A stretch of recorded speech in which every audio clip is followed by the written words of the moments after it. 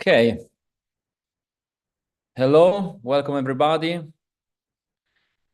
a pleasure to be here with all the participants of PhMuseum Folio Masterclass. Hello, welcome everybody. Sorry, It's a pleasure to be here with all guys. the participants of PhMuseum Folio Masterclass. Hello, welcome everybody. Sorry, It's a pleasure to be here with delay. Sorry, all guys. the participants of PhMuseum Folio Masterclass. Hello, Okay, nice start. Now we should be good. I just say before starting the live presentation, don't worry if you made mistake. And here I am doing the first one to start with the right foot. So we try again. Okay, so hello, welcome everybody. We are here with the participant of Folio Masterclass. It's the fourth edition of this program that we run online for 8 months, dedicated to PhotoBook making. And the idea today is to present the work that we've been developing together with Tommaso Parrillo, that is the director of the publishing house Witty Books, and with Giulia Boccarossa, that is a designer based in Milan. Hi, everybody. Yeah. Hi. So, as Giuseppe said, I'm very happy to see the final project, the final ship of the project of that you shared with us during these months, and I'm very curious to see, your presentation, and also, to hear your presentation. So, let's do it. Yeah, great. So thanks, Tommy, and thanks everybody. Let's start with the first work then that will be introduced by Dillon Marsh. Cool. Hello, everybody. And sorry, just a bit of a frog in my throat. So welcome to our presentations. This is quite an exciting and nerve-wracking time, I think, for everyone here involved. Let me just share my screen. Let's just do that there.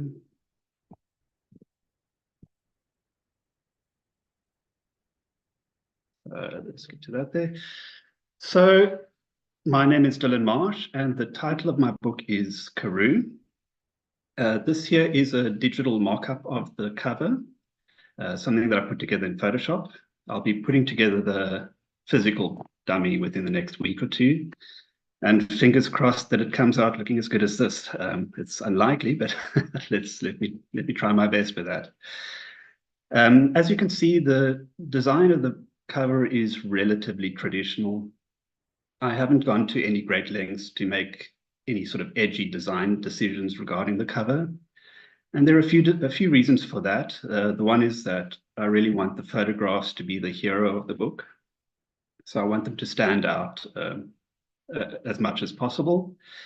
And then the theme of the book is also relatively quiet. So I want to kind of reflect that in the cover design as well. So before I go on to describing the book in more detail, I'm just going to describe to you a little bit about myself. I am an artist from Cape Town, South Africa, and I've been producing various photographic projects over the last 15 years that all sort of tie into the theme of the relationship between humans and the environment. This is one of my earlier works. This is called Assimilation, and I photographed this in 2010. And these show giant weaver nests that are found in the Kalahari Desert. They're communal nests that are built by these birds, and year after year they add to them, and eventually they outgrow their ability to withstand gravity, and they sort of drop. So this is a typology. As you can see, all the images are shot in very similar ways. There are 12 images in total. And a lot of my earlier work is sort of presented in this format. I've also introduced CGI into my photographs for some of my series. This is a series that I photographed, a series of copper mines that I photographed in South Africa. And the intention here was to show how much copper was extracted from each of these mines over their lifetimes. So what I did was I photographed the mines first, 3D rendering program, and composited them into the photographs using Photoshop. So these are the types of projects that I've worked on in the past, but they don't necessarily work well in a book format. They're limited to 12 photographs mostly, and they're in on. What I did realize that during the pandemic, I realized that what I realized was that I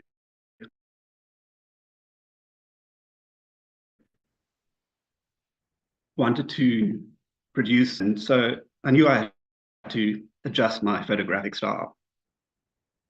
So here are some images that I shot for the book.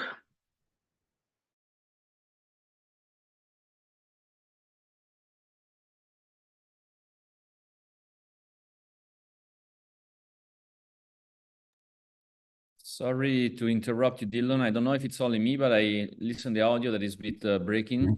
No, I think it's not only you. Yeah, I have the same problem. Okay, so maybe let's see if Dillon can try to reconnect.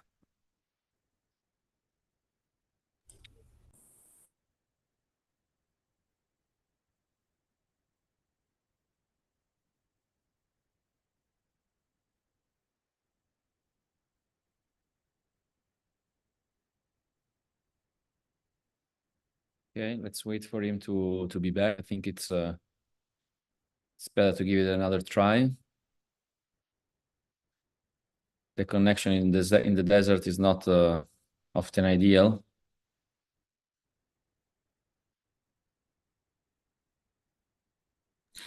Yeah, maybe we can just go to the next one, and then when come back, Dillon, we come back. What do you think, Giuseppe? For me, it's okay. Alvin, what do you think about it? I'm fine. So Okay. Great. Cool. So let's do that. Let's move with the second presentation. Alvin and G, please go. Feel free to present your work. Thanks so much. okay, no worries. Sorry, Dylan. Okay, let me see. Can everyone see the screen? Yep. Okay, cool. So hello, well, my name is Alvin, and I'm a Singapore-based artist. So pretty much my practice revolves around like combining or merging like philosophies of time, like past, the present, and the future, into a single entity. So rather than viewing it as like a linear perspective, I view time as like a cyclic nature.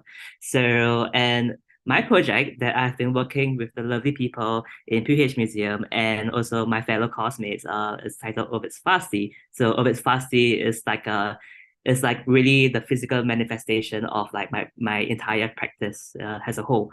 So without further ado, let's get right to it.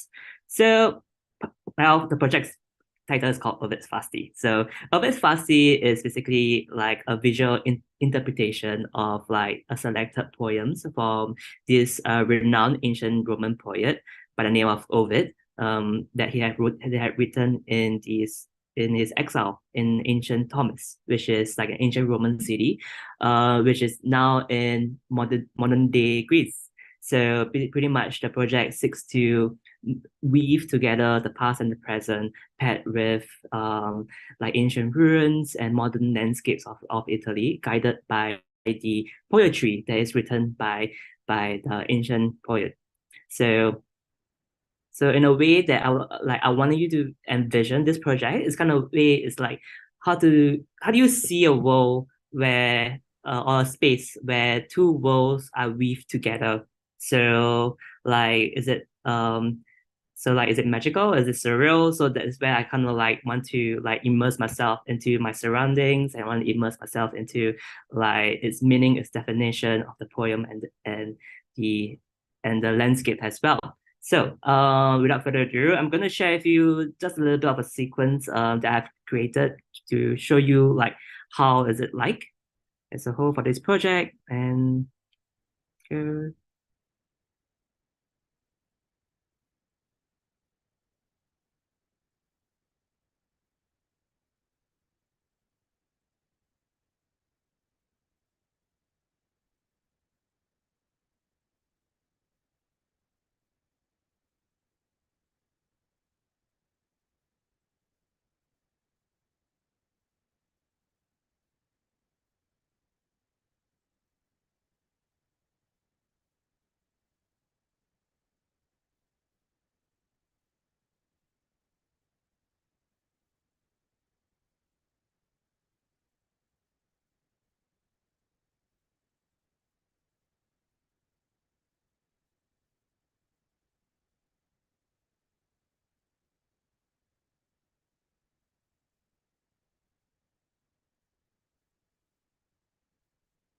And that's a quick pick on like the entire project. So as you can see, some works are mostly, most of the works are actually hand manipulated, and only a few minor is like actual normal landscapes.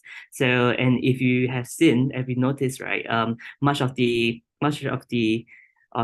visual elements of the photographs that you have seen, it's very natural influence, or just employing natural things like fire, light, and flowers, right? So, and the idea of like something that is man-made, it's being parked at the bench or like on a very minor role. So taking into the account of like my project's heavy like representation of the natural world, I'm gonna share with you the dummy book that I've created for this class. So yes, so to incorporate the natural landscape, I kind of want my book to be a more very heavy influence by the natural world itself.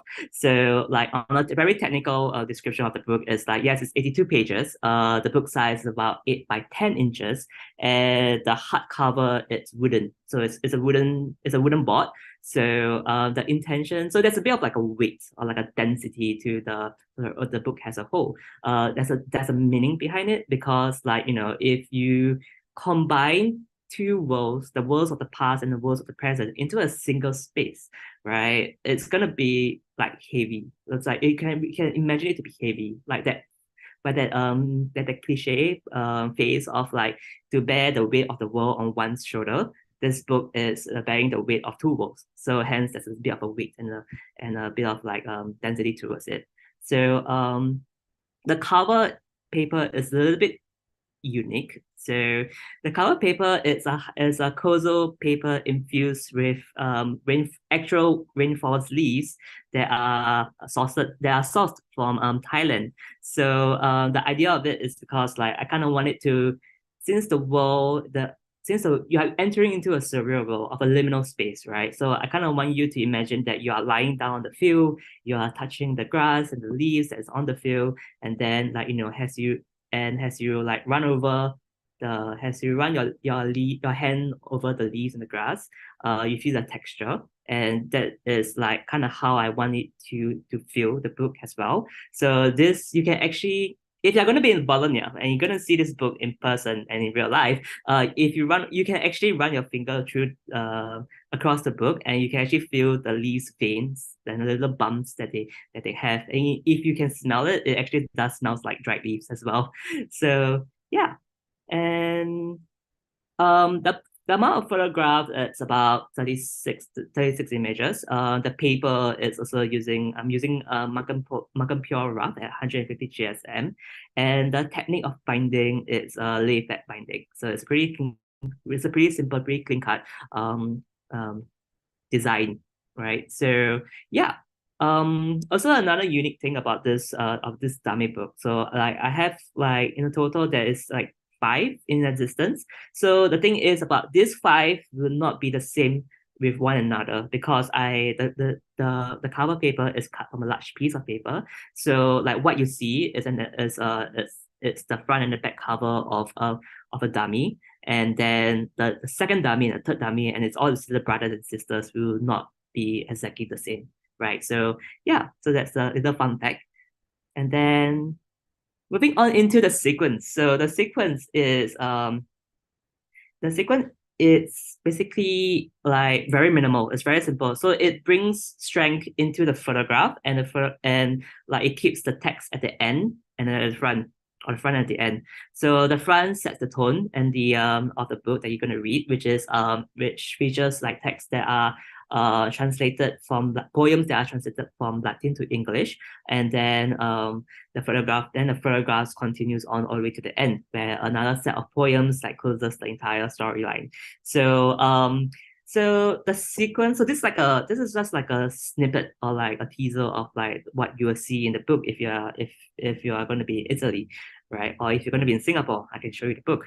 So but essentially like it's the design of the sequence, the editing of the sequence, it's based on 2 like main key points that's shared by Tommaso and Giuseppe. One, it's like let the photographs be free, or like free association. And the second one, but it's quoted by Giuseppe, which is like the super cliche one, which I kind of like it. It's like a magician never reveals the secrets.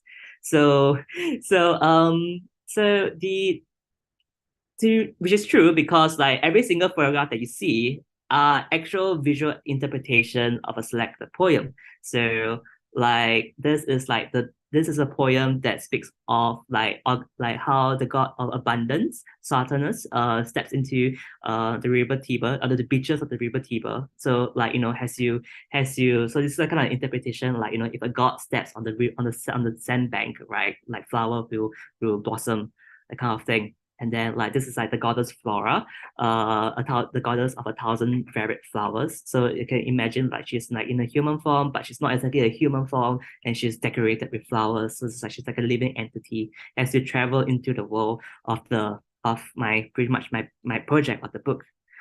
And then it features like ancient ruins, ancient Roman religious practices. And then you have seen like a little bit more complex interpretation, but this is like the birth of Romulus and Remus, the mythical founders of Rome.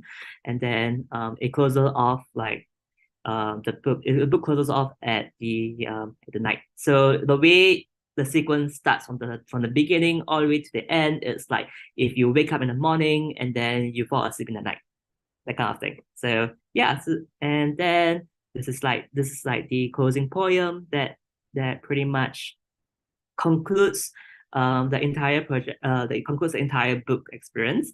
And I think pretty much in a short and sweet presentation, that is essentially the entirety of my book and like the project that I've been doing with them.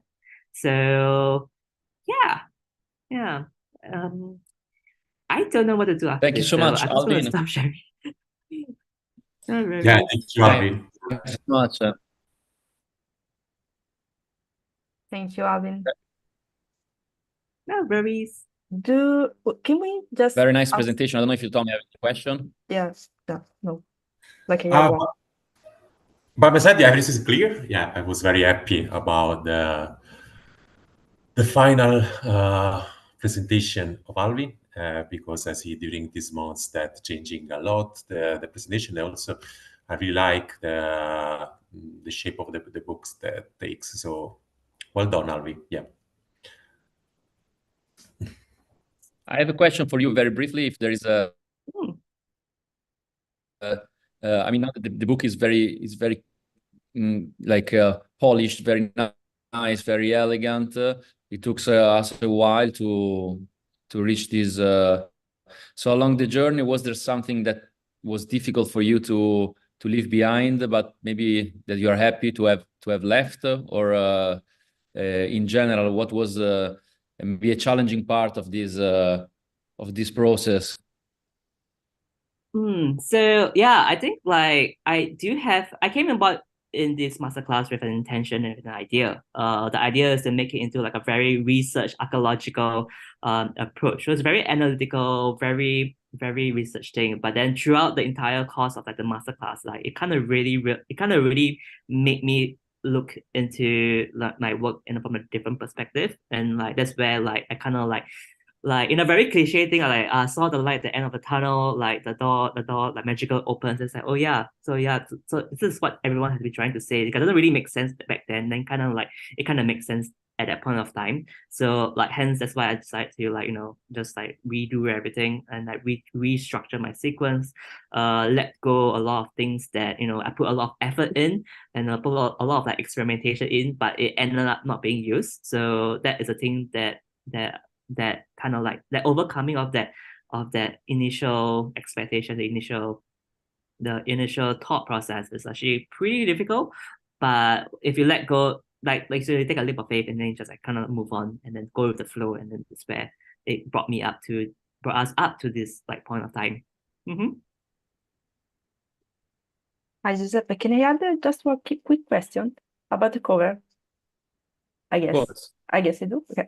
So why you decided to, because I really like since the beginning the fact that the cover is very in contrast with the inside of the book, very these photos are very retouched, very in a way not as natural, say, as the materiality of the cover. So why you decided, it's quite unexpected for a photo book like that.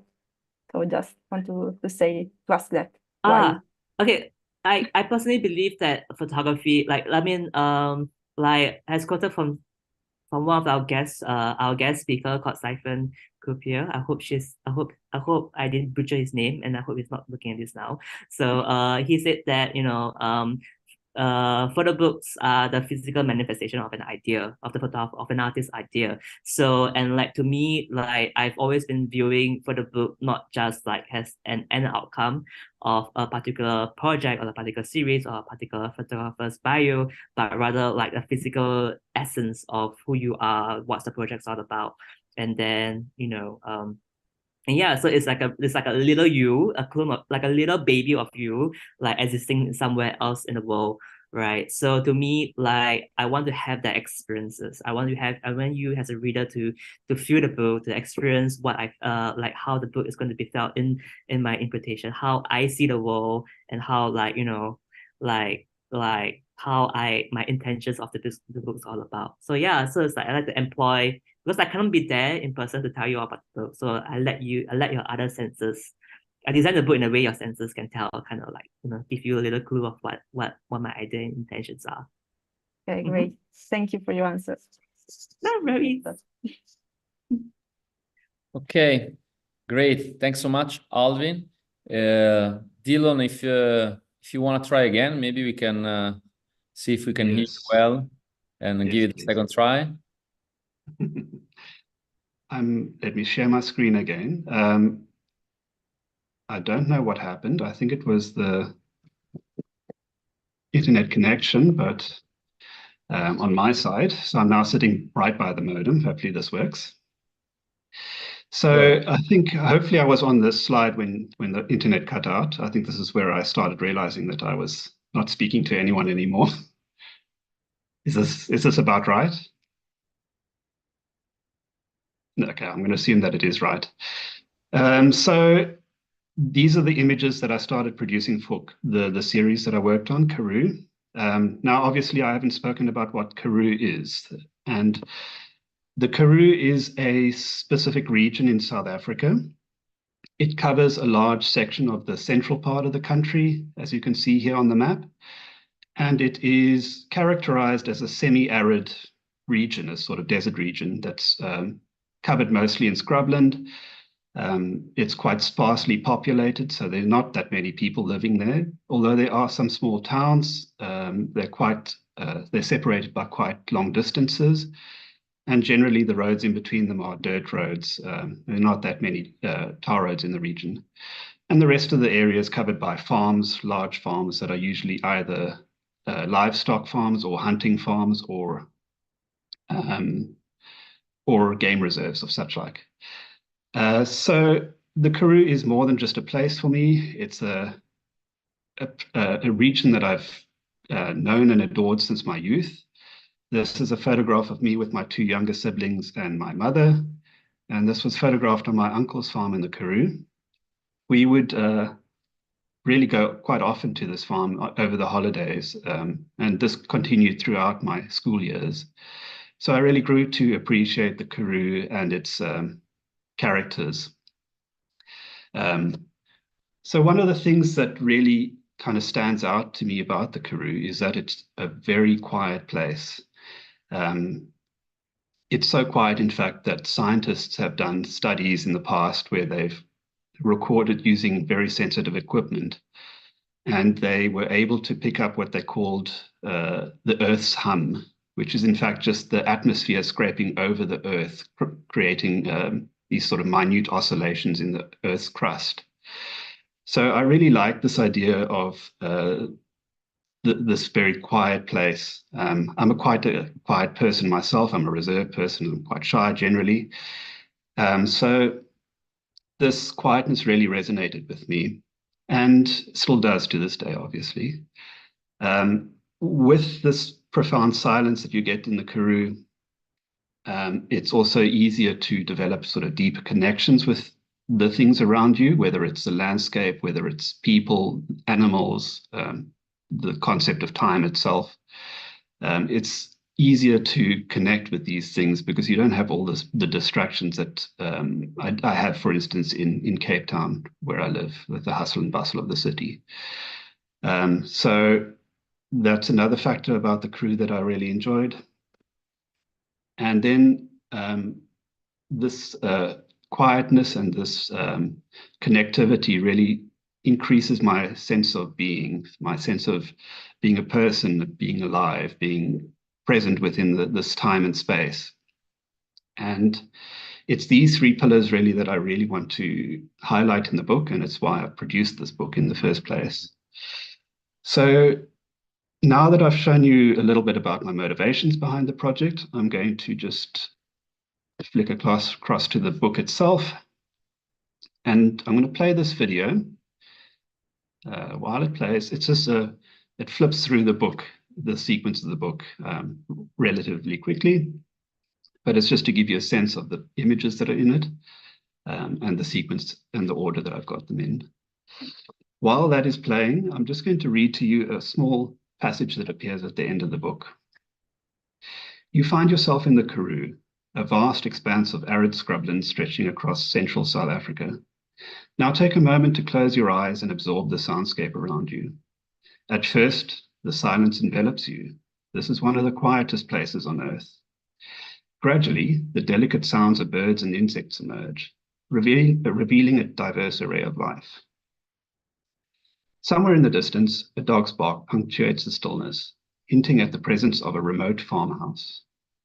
As you open your eyes, you take in the stark landscape against the bright blue of the sky. High above, the contrail of an airliner arcs across the sky, silently tracing the well-traveled route between Cape Town and Johannesburg. Later, when night falls, this same sky will ignite with the mesmerizing swirl of stars, satellites, and other visible features of the cosmos. For now, the late afternoon sun casts long shadows on the ground, revealing the footprint of an unfamiliar creature in the rock beneath you. Although it ambled past more than 250 million years ago, when you reach down to touch its indent, you bridge the gap across eons. What emotions stir within you amidst this profound silence and the enormity of time and space? Do you feel insignificant or intricately connected to something greater? Does this feeling unsettle you, or do you find it exhilarating? So that really brings to an end the words that I've got at the end of the book. The sequence of the images is not structured in any specific way. I've rather worked intuitively in producing these images in the sequence. I like the idea of working in a sort of semi-dreamlike state. So that's why the sequence flows like it does. Obviously, there are lots of nuances to this book that I could go into, lots of little details, but I think for me, I'd much rather the images speak for themselves and the sequence speaks for itself. So I think that's what I'll let it do. I'll let the rest of this book play out. In a broader sense, I'm also working on some other series that are also I'm hoping to produce into books. And so also another region of South Africa called the Diamond Coast. I produced a book or a dummy of that. And I've also done a more whimsical series where I'm photographing my neighborhood, but doing so while I'm walking my dogs. So there are a number of books that I'm working on, or a number of projects that I'm working on. This is just one of the three. If you want to remain updated to what I'm doing, you can either visit my website or follow me on Instagram. I think that's more or less it from me then for now. Thank you very much.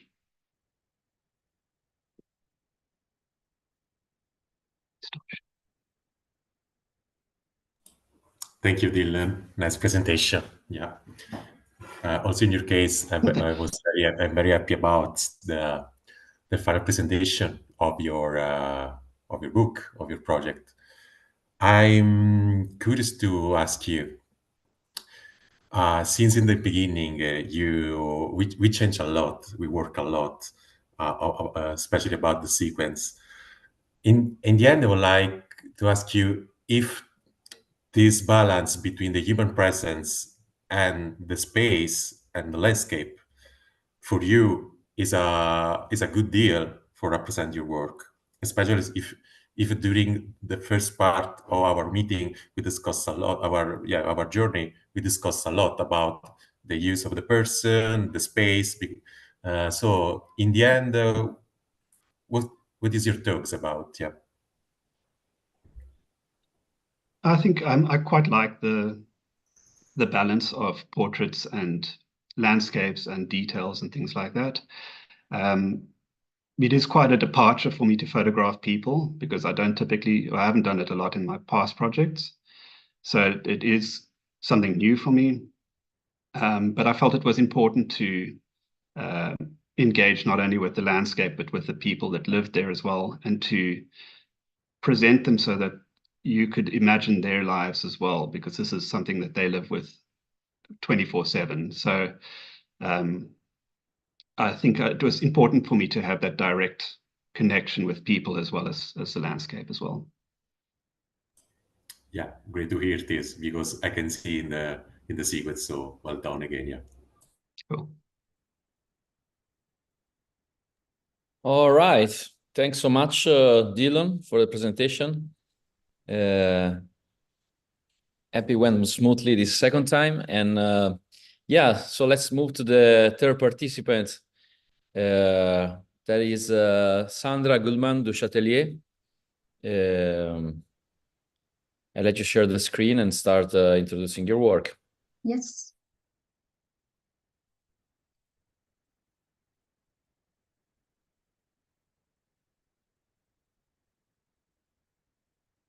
Hello. Hello, everybody. Hello, I'm Sandra. Besides my photographic journey, I'm essentially a mother, a wife, and a daughter. I'm French. I'm now living between Geneva in Switzerland and Corsica in France, after many years in Asia and in Italy. 4 years ago, I started to work on a research and visual project related to my mother's family. I felt the need to explore my relationship to memory, to transmission, to identity, with the idea ultimately of producing a photo book. Its title in English is An Egyptian Fable.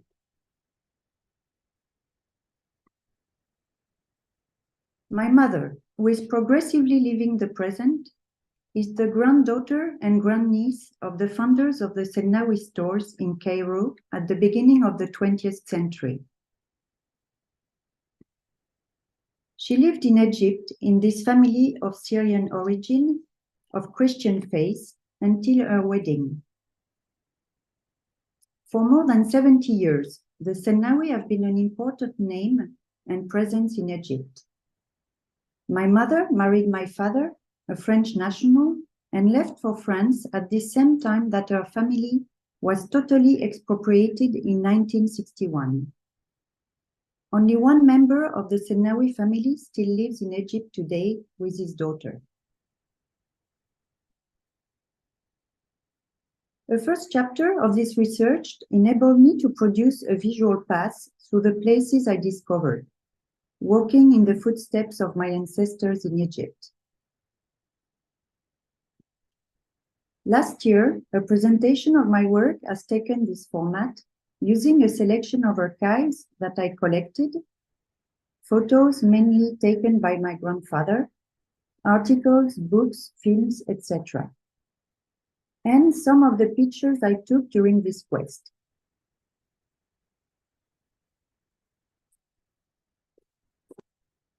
Those past 8 months made evolve the narrative of the book in something very personal, a dialogue between my mother and me, a free narration of an imagined past confronted to the documentary reality of the places I photographed in Egypt. It has been a life-invasive experience, the result of which I'm relieved and happy to present you today. Throughout my childhood and for a very long time, I heard the same Orientalist and inappropriate tales about our family from my French father. I got engaged to a princess and I married a tramp. I exchanged your mother for 10 camels. You look so much like your mother, a real little Arab. I found your mother at the footsteps of the pyramids. What kind of transmission can there be when you grow up with these repeated and supposedly offbeat statements? How could I imagine the society from which my mother was coming and about which she spoke so little? Memory is a place where doors can be opened to fragments of a past life, or doors can be ignored because they are close to inaccessible places. This is even more obvious when memory wavers or when we prefer to bury painful events.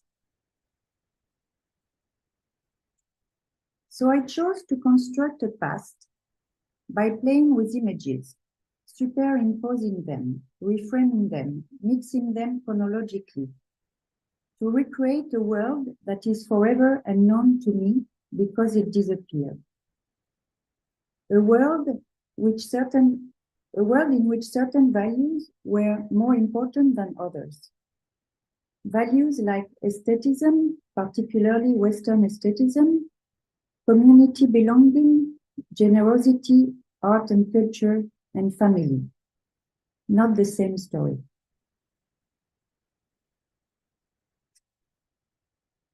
The title of the book, both in French and Arabic, is spread between the front and the back of the cover.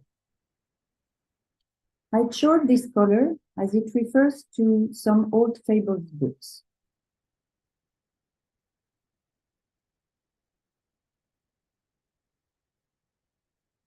The 5th page presents the entire Arabic title, and again my name and the title in French, which will be also present on the spine.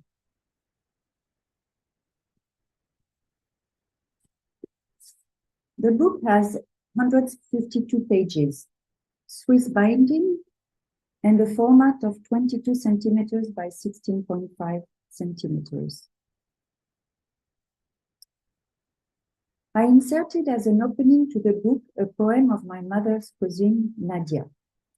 I discovered her published book during my research, and her words are illustrating my path.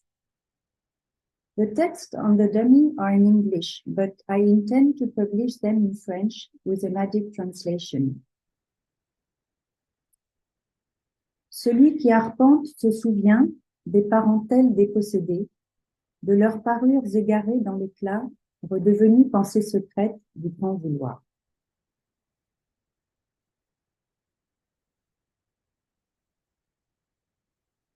This is the complete sequence. It is organized to create a continuous back and forth between strong details of the past and images of the present. It is a way to rethink and revisit this seemingly happy fable, which has been passed on to me only in anecdotes and clichés, probably omitting details and truths.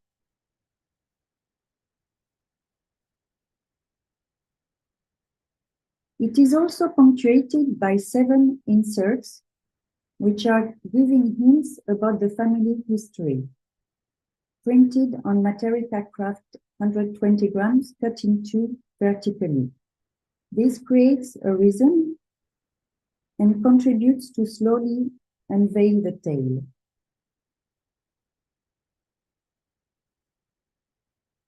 Following are 3 sequences of the book I'm letting you discover.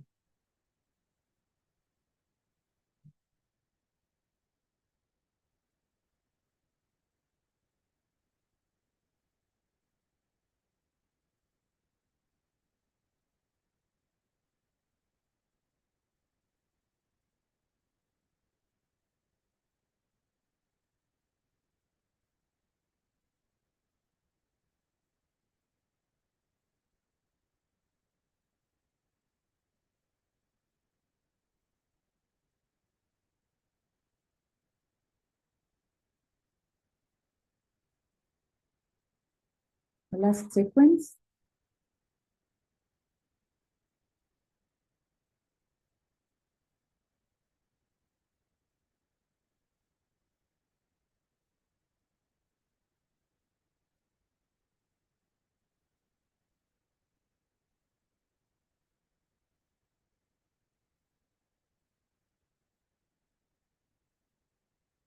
I'm closing my book with 2 important elements. First, to anchor this project in the present, a picture taken in winter during a trip in train to visit my mother in France.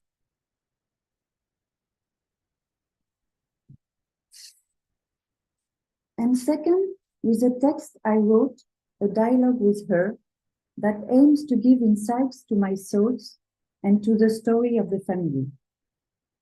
I will read just a passage of it in French. The translation in English, as for the first poem, will be on the slide. J'ai en tête tous leurs noms, les détails de leurs histoires, leurs succès et leurs échecs, leurs talents, leurs visages, leurs amis, leurs dons et leurs dévotions. J'ai vu leurs tombes, leurs bureaux, leurs plages, leurs villas, ce qu'il en reste en tout cas. Et si une fable doit avoir une morale, elle est plus claire pour moi maintenant. Maman, si tu quittes progressivement la vie ordinaire pour te rapprocher de ton enfance, c'est que tu ne nous avais pas tout dit et que cela te permet maintenant de le faire et de me trouver et de nous parler. Je ne sais pas comment écrire ça, toutes les fois que je pense à toi, toutes les fois que j'aimerais que tu te souviennes de moi. Thank you to PhMuseum for including me in Folio and guiding me. Thank you to Andrés and Clara. Thank you to the members of this group who have been a huge support along this challenging delivery. And thank you to my family.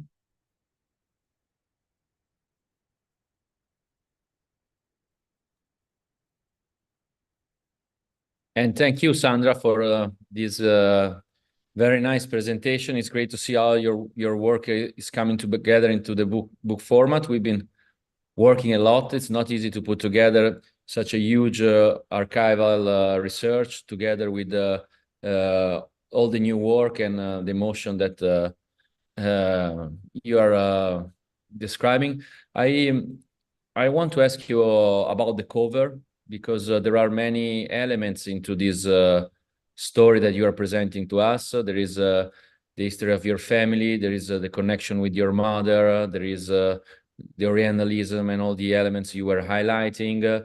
And it's also maybe the part of the story of Egypt, you know, of the country that is reflected through your images. So I imagine that selecting a cover wasn't an easy process. Like, can you tell us more about that? Why you eventually end up with that cover? Yes. Yeah. In fact, it changed many times since the beginning, and at the end, I worked with Clara to find a right cover, and we decided that the fact to have my mother, a portrait of my mother, we don't even know if it's my mother or her twin sister, because they are so similar that and they don't even know themselves if it's one or the other. But the fact to put a portrait and not a picture, not a photo, was something important. The fact to have the title in Arabic and in French, which were the two languages which were mainly used in Egypt at that time, is also important. And at the end, she's the key. She's at the origin of all this story, because she's my mother, and so she deserves to be on the cover. Okay, well, great. I like the choice. Thank you. Thank Yeah, you. thank you, Sandra. Great presentation. Thank you. Thank you, Tommaso. All right, Oh, let's. sorry. Please, Giulia. Sorry. I was just saying that I like it, and the cover is quite interesting, and I especially like the choice of put both Arab and Latin letters, you know, Latin text. So I like it. On the front, on the comparison. back. Yeah. Yeah, and the division. Yeah. Yeah, I'm totally agree. And just one quick thing. Why the red? I think is a color. I remember this is very important for you for know what it represents in general, not only historically, but also for your family, or if I remember well, the color red. The red is both because it's a fable, and the books, the fables books were very often exactly this color, and also it's the earth, terra rossa, and the earth, the sand, and it's very important in Egypt also. Yes. So it's a mix. The two colors I'm using in the book, which is the craft and the terra rossa, remind me a lot of Egypt in general. Yes, yeah, great. Thank you so much. Thank you. Okay, thank you, Giulia and Sandra. Fourth presentation is Andrés Mario de Varona. Please, Andrés, feel free to share your screen.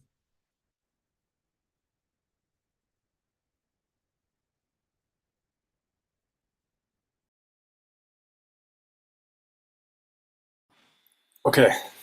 Hi, everyone. Can you hear me? Yep. Yes? Okay, cool. Thank you. All right, I just want to give a quick disclosure. I'm on a MacBook 2013, so if you hear any droning sound, it's just the fan, and I'm going to do my best to project over that so you can hear me. So I'm going to read something about the photographs. This book is a culmination of photographs made from 2016 to 2013 to 2023. In 2016, my mother died from an autoimmune disease disorder that slowly made her body attack itself. As a response to what I was feeling at the time, I began creating rituals with my family members, grandparents, sisters, and stepdad.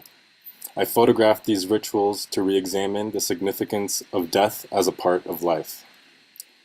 Photographing the rituals re-invited death into our home and gave me time to live with it, as well as time to reclaim the experience of death as something spiritual.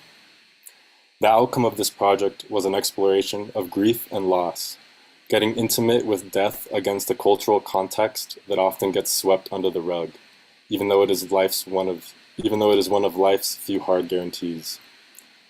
During this time, my family and I navigated into new transitioned roles and responsibilities. We created healing spaces and ceremonies around these new responsibilities and roles to confront the psychological and somatic shock that death delivers. In 2019, I moved from my family home to the New Mexican desert, and this is when my obsession with death morphed into an obsession for life. Although I wanted to continue making work about my mother and the death in the desert, the friends I made along the way changed my outlook, and they helped me realize that it was time to let my mother go. In doing so, I began to focus on the people and environment in front of me. Together with this new kind of chosen family made up of close friends, we built an outdoor studio that stands completely exposed to the northern New Mexican desert. And this is a drawing of the studio in the desert, which is the cover of the book. This studio represented a house for us, and the images were all made within the studio, or rather our new home. The splintering frames, peeling fabrics, and broken wood not only became a testament to the harsh environment of the desert, but it also began to reference the wear and tear of the human body, which became a particular theme in this second body of work. In the same way the outdoor studio could be a battleground, so was my mother's body. In this new chapter, all collaborators, including myself, are depicted as a living memorial, meaning we are using our bodies to perform visual testimonies on events that once happened in our lives. Therefore, each image is a metaphor representing a standalone saga in that person's life that they underwent. All the images in this series build a group portrait of empathy, catharsis, trust, and family by translating our physical and mental conflicts into uncanny visual stories. So this book, Our Own Roof, weaves images from both these separate yet intertwining projects made over the course of 7 years. The book is an invitation to celebrate the humanity of these lesser-known champions.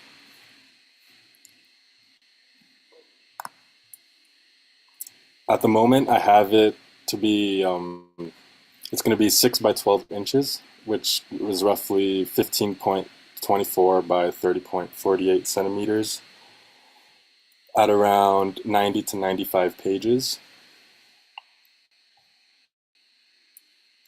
And I'm going to start the sequence now.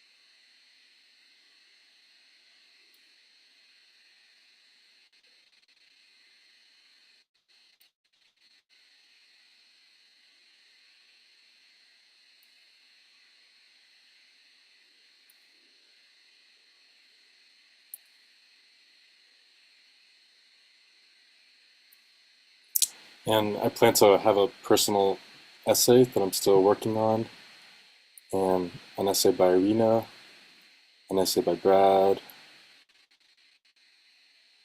and this will end. And this is going to be the back cover. And yeah, you can see this book in Italy. I've already started printing it and putting the pages together, and yeah, looking forward to binding it and having it out there. Thank you.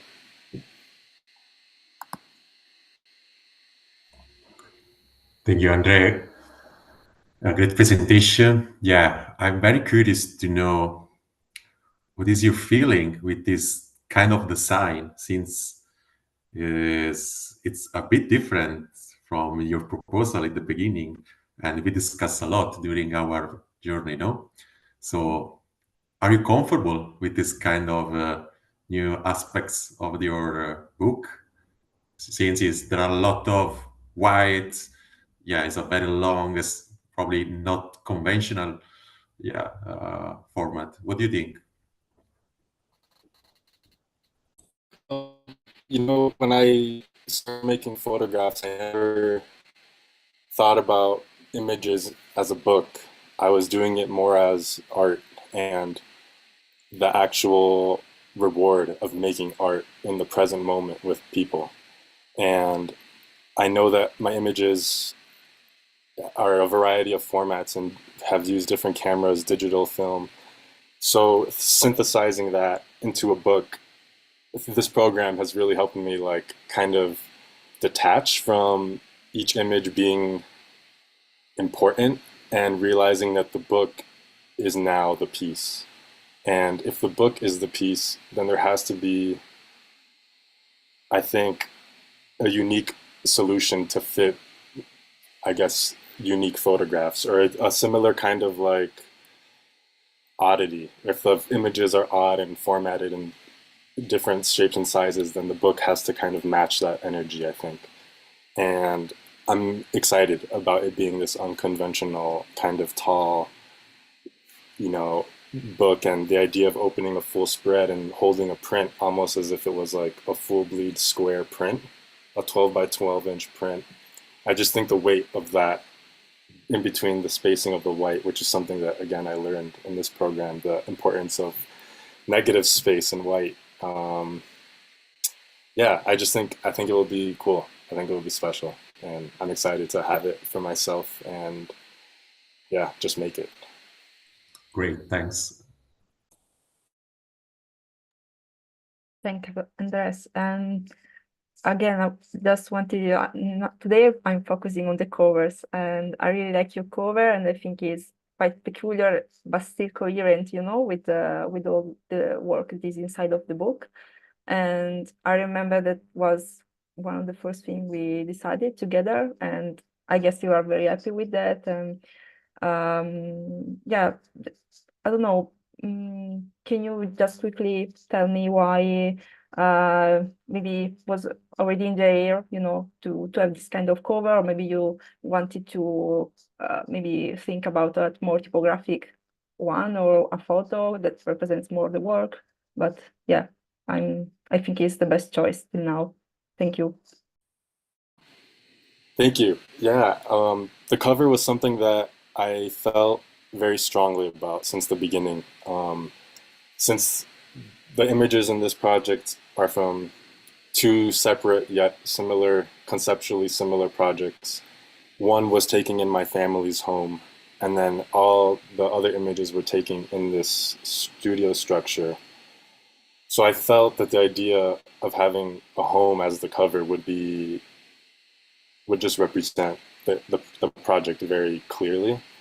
And the idea of drawing that, I just thought really worked, and coloring it and having that hand in it. I'm not a very computer savvy person, so I'm very interested in just like the physical hand of like drawing and then scanning and yeah. And I had a title that was The Heat of Life in the Handful of Dust. I don't know if anyone remembers, but it was this very long title that I felt fit in my mind, but then in the book it was just didn't really work. And then suddenly I came up with the idea of our own roof to kind of symbolize again the idea of family and home and family and trust and all of those qualities. So Yeah, it shows. Thank you. Thank you so much. Thank you. It's great. Thank you. Great job, Andrés. Thanks so much. And thanks also for recalling that all the dummies will be under production in the coming weeks and will be exhibited at the PhMuseum Days, our festival in Bologna, from the 12th to the 15th of September. So it's thanks for reminding that. And thanks to all the more than 200 people who connected so far to see the presentation. You can ask question in the chat maybe and in the comment on YouTube, and we can also possibly answer them. And we move on to the next book, the next work by Dominique de Vries. Hello, Dominique. Hi, good afternoon. Hi, everybody. Hope you're enjoying the presentation so far. I surely am. Let me share my screen. Everybody see my screen? Yeah. Yeah. All right. Well, my name is Dominique de Vries. I'm one of the Folio participants for this season, and I entered with the project called Now Know How to Tell You.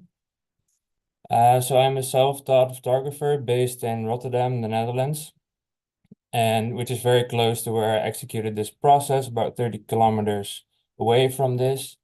And I'm mainly focused on making personal documentary work. So I'm really interested in the places where I'm closely connected to, and also asking intuitive questions and meeting people to let my curiosity and everything inside of me take the lead in my work. Well, this then helps me ground myself in the environment that I live in way better, and photography just gives me that space to explore those subconscious interests and everything that every turmoil that happens inside of me. So this project started in 2020, actually the end of 2019, and has been going on until 2023. I will read to you a bit of the project description so you can get a sense of what it's about. Sometime after realizing I was soon leaving my childhood home to fend for myself, my body filled itself with dread. I realized I was so busy growing up that I was just barely familiar with the landscape and the people that surrounded my hometown. During the following 3 years, I wandered the landscape of the southwest of the Netherlands, trying to cope with leaving my family, youth, and unresolved conflicts behind.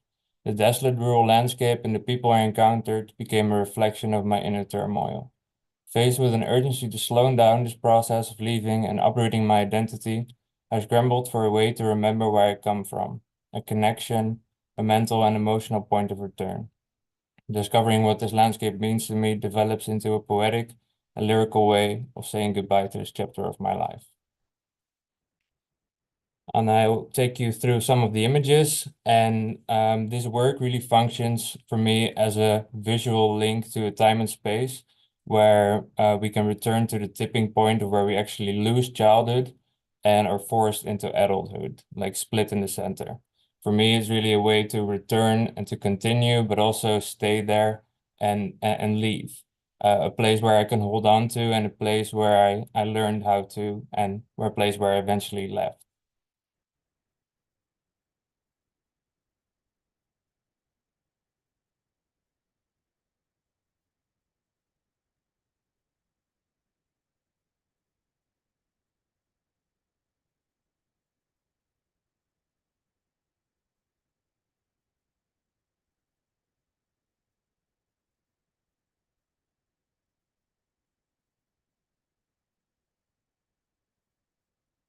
So I had a couple goals for Folio to work on. And one of these goals was to distill the work into its final true form and meaning. As I earlier said, I work very intuitively, so I let my curiosity take me everywhere. And the real challenge then is to see and dive deep into myself, but also into the work, to see what it's about, and being very honest and vulnerable about that process. Another thing was to create a balance between the emotional themes in the work and the formal style that I have as a photographer. Big challenge in that is that it could easily lean more towards formal documentary work. And I'm really trying to find that balance where both are present still. Then again, I also want to transfer the intuitive way of working into the rhythm of the book. I really wanted that journey where you can explore and discover to also be there for the audience to do the same thing with me. So not to explore for them, but to explore with them. And lastly, I wanted to translate the work, of course, into the book form. Those are a few goals that I had. Some themes that I discovered in the work is childhood opposed to adulthood, but also the split in the center where you are an adolescent, that transition, availability to your surroundings and change, vulnerability to be vulnerable about what you're feeling, but also be vulnerable enough to share this, and then again saying goodbye to people you care about in the Dutch rural landscape. With this book, I really hope to address the importance of active reflection when your life starts to change and to be fully present in that moment. To take the time and emotional space to saying heartfelt goodbyes to the things and people you care about and expressing those feelings. Also to be vulnerable, especially as a man. And lastly, I hope to show that even if you can't find the right words, you can show people. And even if it's using landscapes as signs and metaphors, you can always find a way. I will now show you what this editing and sequencing process has been looking like the last 2 years.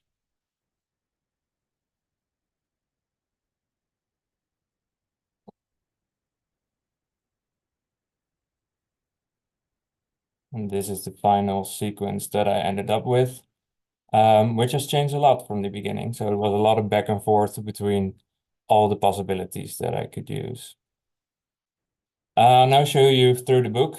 This is a digital mock-up of the book, and you're looking at the front cover of it. I'll take you through the entire first sequence so you get a sense of the rhythm of the book. This is the opening poem.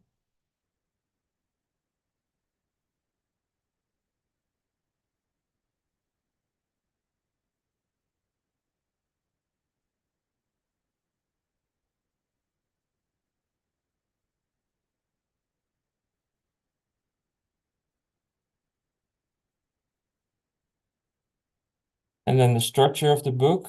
This was the first chapter of the book, and its final form has 5 chapters. But you can see on the left side, you can see this sequence of birds hanging, but then also transferring into 2 people in the landscape. That sequence really signifies distance and leaving and gaining a bit of reflection on that landscape, but also while looking at the landscape, realizing that it's not only this landscape that I'm looking at, but it's also triggering things inside me. And those are also the images of the 2 people in there, which are very personal to me.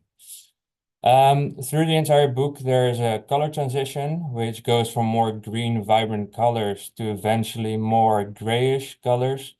That also signifies that leaving of a vibrant childhood, those kinds of associations.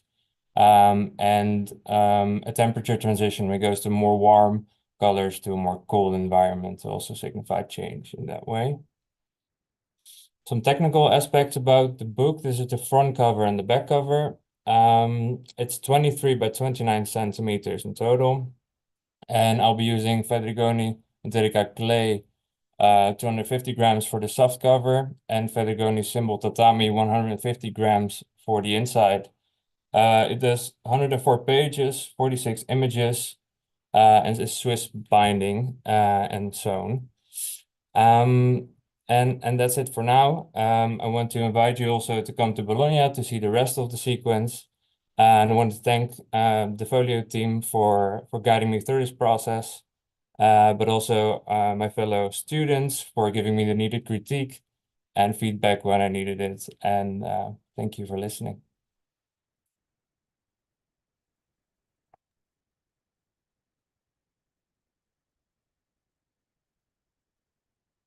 Great, thanks so much, Dominique. It's an emotional work, it's a personal work, and we've been working on it, no? Beyond all the other aspects that you described.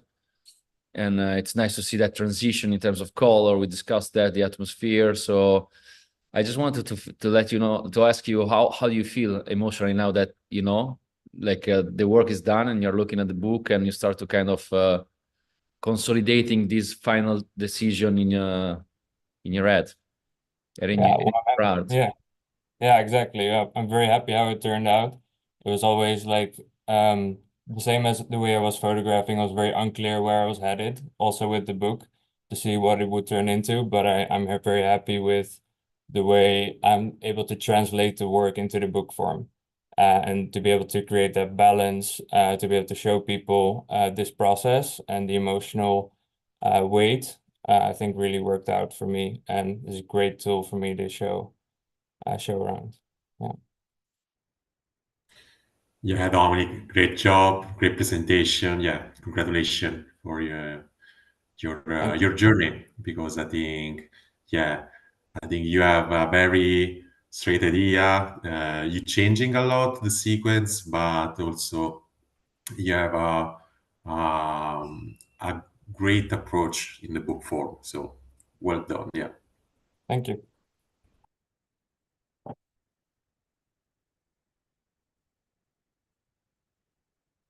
Okay, amazing. Thanks again, Dominic. And the next to present is Clara Simas from Brazil. Hello, Clara. Yes. Hi everyone. Happy and nervous to be here. So I'm going to do a first one, I guess. I'm going just to share my InDesign because for me, I don't know, it's just easier. Can you see it here? Yeah. Okay. Is it nice? Okay. So I'm Clara Simas. I'm from Brazil. I would like to thank some people, PhMuseum, for giving me the opportunity of doing this masterclass with the scholarship and all. It was very important for me and my book. I've been doing this book since 2018. It's going to be published at the end of this year. I also want to thank Propagola. It's the publishing house that's accompanying me, André Penteado, and some funds that I've got in Brazil to print it.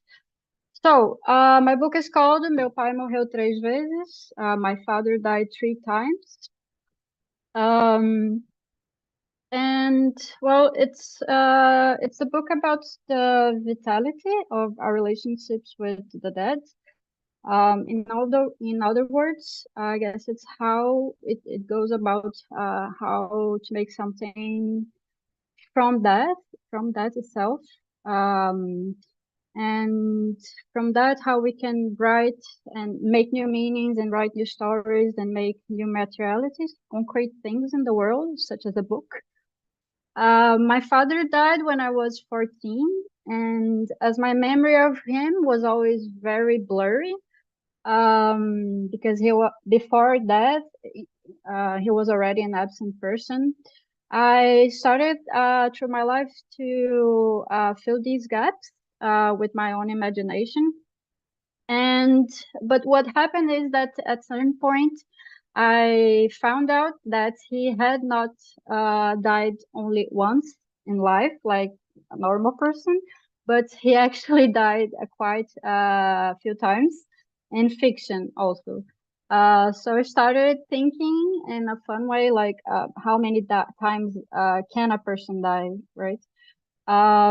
So I had a lot of starting points for this project. And one day my roommate at the time, he came to me and said that, look, your father came here sooner. He knocked at our door. He was shirtless. He was wearing a golden necklace. He went straight to the fridge, grabbed a bottle of wine, held it up high and said, let's make a toast. I wasn't there that day. My roommate wasn't there that day. And my father was dead, of course. So this is actually a dream of his. And the thing is that it was a dream of my roommate. And the thing is that my roommate didn't know that the night before that, I just presented the idea of making this book for a group of study, our friends, for the very first time in a study group. So, I was a bit triggered by that. I'm not a spiritualized person. I have no religion, so I didn't know what to do with that dream and that experience. But it felt like my father was wanting, I don't know, to celebrate me deciding to take this journey with him. So I remember this visual concept of how to do time travel, how to put things, different time, different dimensions and materialities close together. And I started to think that this has much to do with cinema montage, with photo editing, and above all, with making books, right? So through the last years, I started 6 years, right? So I started interviewing people, traveling around Brazil, asking for him. He was a known person in Bahia in the Tropicalia period. So I scanned lots of 35 millimeters he had left, and documents and movies and all that. And I threw it all in a mirror board, just like this. It was a mess. The group saw that. And I spent lots of hours there trying to make sense of all this. And it was like getting a bit high on archival dust. It was so confusing sometimes. And I needed to spend like lots of time and therapy sessions to understand what was happening there. So at the time that I started to understand what I wanted of the book, I realized that everyone, like the idea that everyone has of our own fathers and parents, are a bit about imagination, right? It's all a fiction. And at some point, everyone needs to feel the urge of killing them. So with that in mind, I remember that looking at the movies that they have done, the scenes of his death were always the ones that captured me the most. I would see them like over and over again. And so at some point I thought, okay, so if I'm going to live with his dying all the time, like different deaths, maybe I might as well like invent himself and have some fun with it and kill him myself. So at that moment, I knew about 2 deaths in movies. And one day, a friend of his contacts me and says, look, there's a new movie. I'm going to screen it. Your father is in it. Come. And there I am. I'm anxious to see him and a new sequence that I've never seen before. And there I am. And suddenly there he was again, dying all over again. And there's this say, right? That comes in free and something like that. So I thought, this is crazy, like not this again. But that specifically was a stage death. It was like a bit of a comic one because it was a suicide. And at a certain point, it wasn't. It was a fake death. It was a fake suicide. So everyone in the room just left. So, okay, I said, I have 3 deaths. I'm going to invent then 3 characters since I don't know him. So I invented, the book is made of 3 parts. That's the structure that helped me go through it. The part 1, and each part is made of the inventing of a character and his death. So the part 1, I'm usually referring it as a common man. This is the beginning, the first one, the first page, and in how it ends. And it's mostly about a common man. He's a journalist. He was an amateur photographer. very passionate about the sea, experienced a very tragic loss of his first child. And so that's that. Clara, sorry. I don't know if you try to switch the page, but we just see the first page. It's the... What? We just see just one page. Yeah, I don't know if you try to change the page right now. Yeah. You just see the first one? Yeah. I'm passing pages. No worry. So sorry. Can you see this? I put it. So do you see a grid? Now yes. Yeah. Oh, so sorry.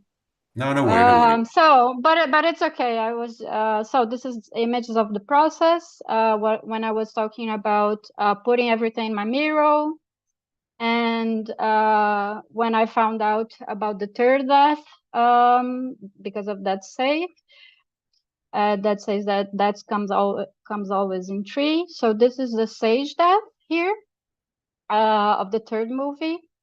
The suicide I was mentioning, here it says movies are the biggest fun, let's say it like that.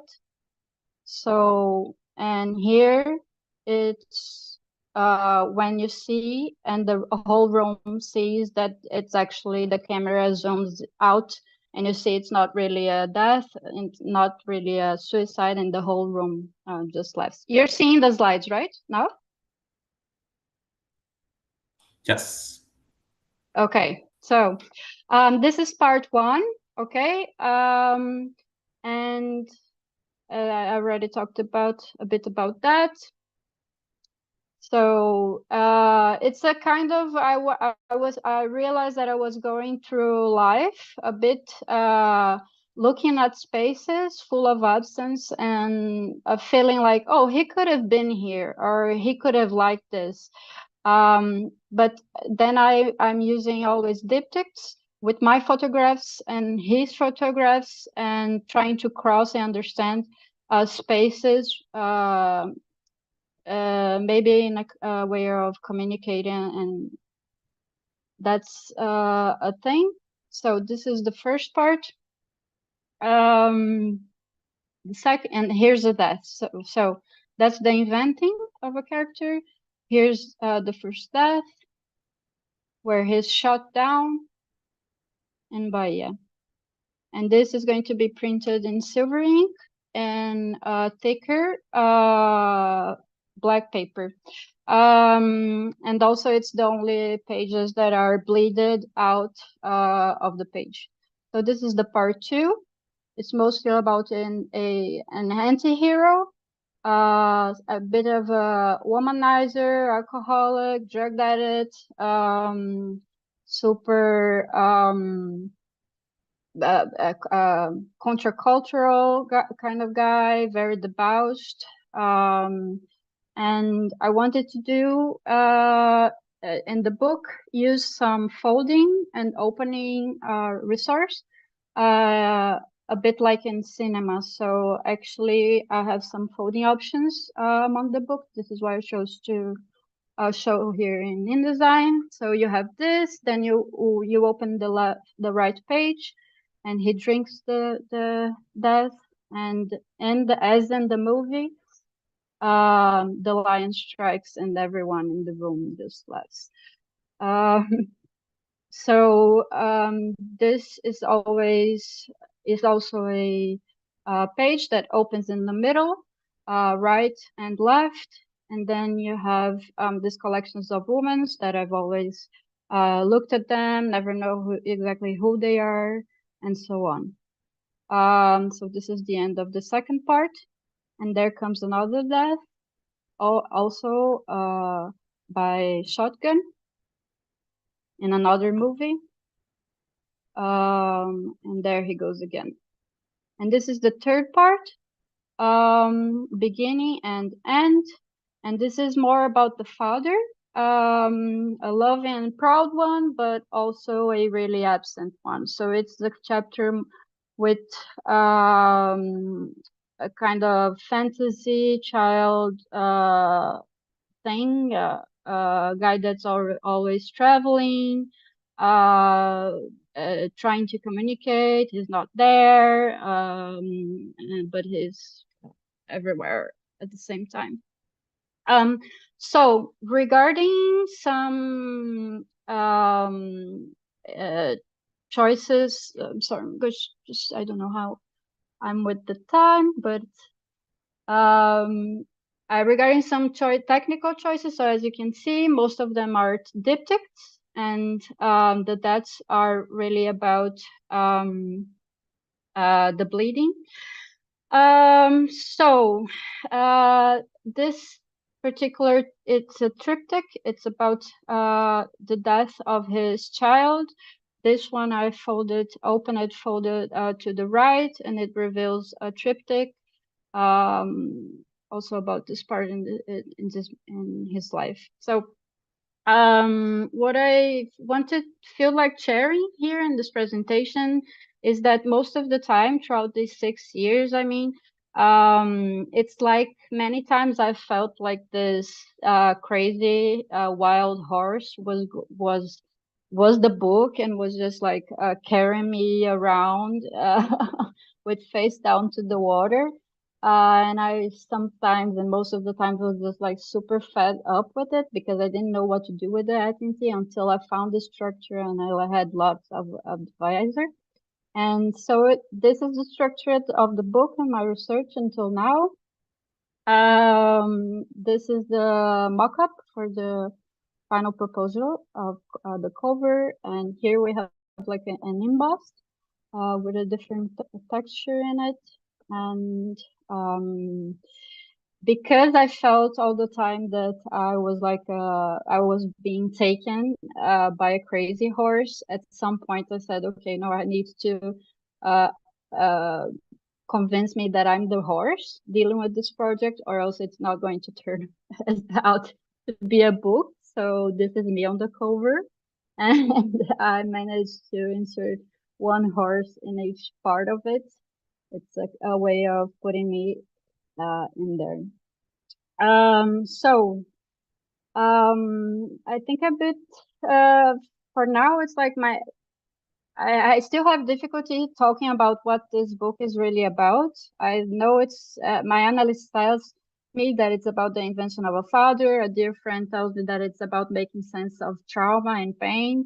And I think I'm just like making peace of the idea that it's actually about not knowing, about contradiction, about people not being a unit, you know, like something that's you go through life with no scars and stains.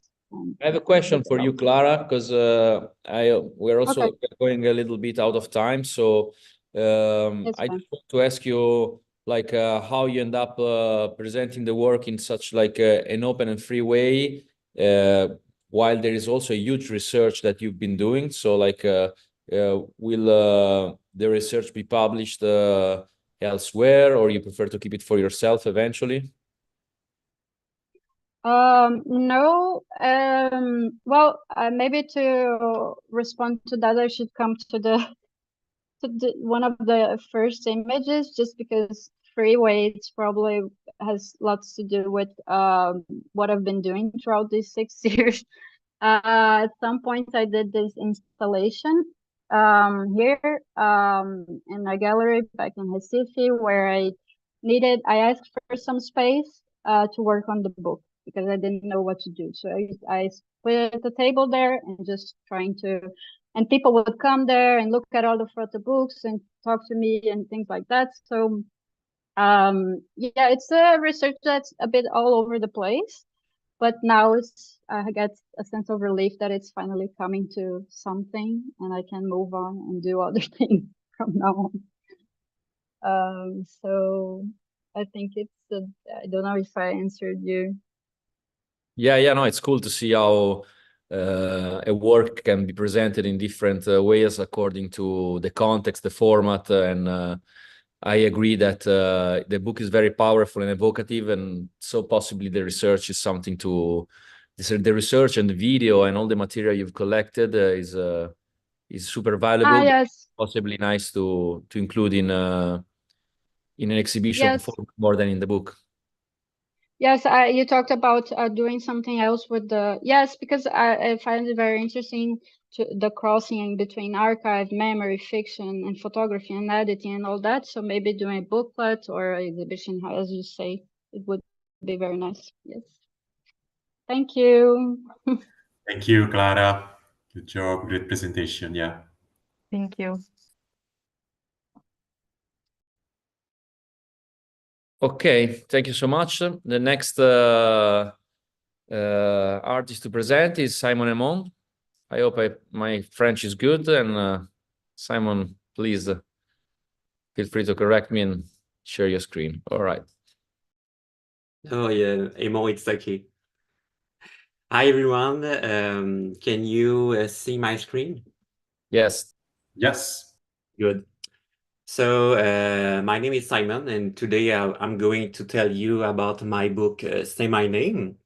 But first, I'm going to introduce myself.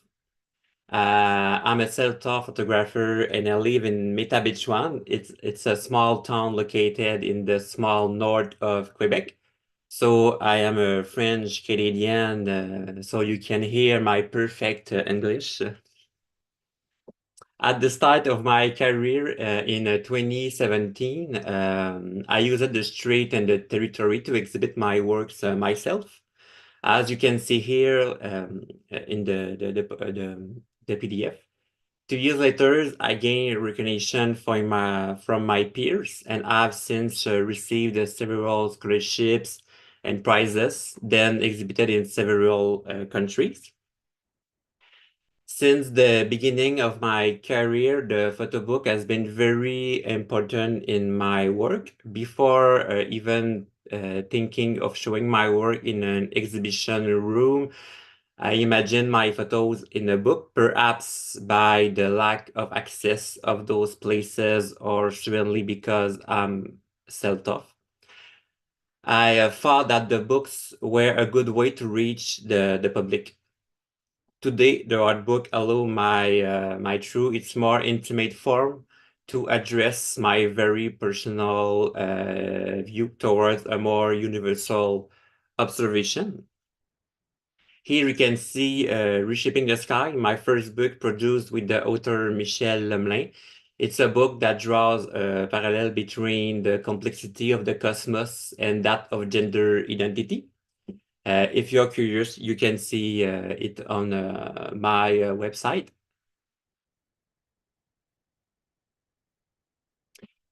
My photographic work consists of taking photos in the field and then reworking their light using digital darkroom software such as Lightroom. To do this, I play with the light settings, and this helps to mutate the images, allowing me to go beyond the initial situation captured. Thanks to this process, the elements present in the photograph are transformed and make them appear again.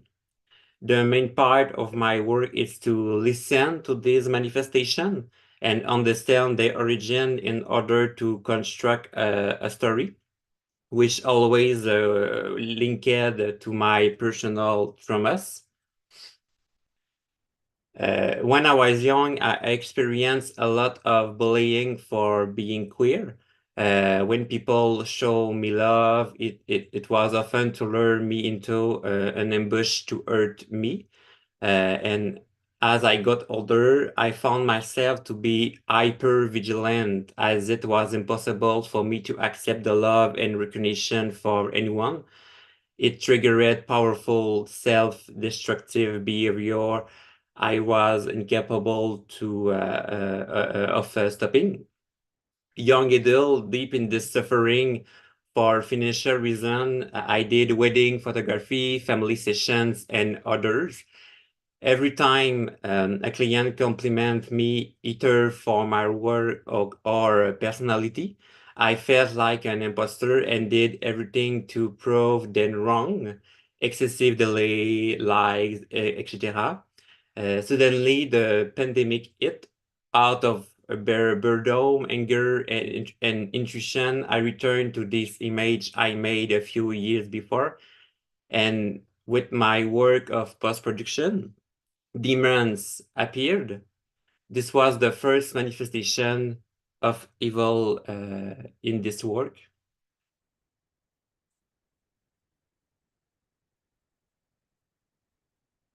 During the same time that I was working on these images, the people I met began to make writing errors in my first name, mysteriously adding the letter D at the end of it, which normally does not contain any.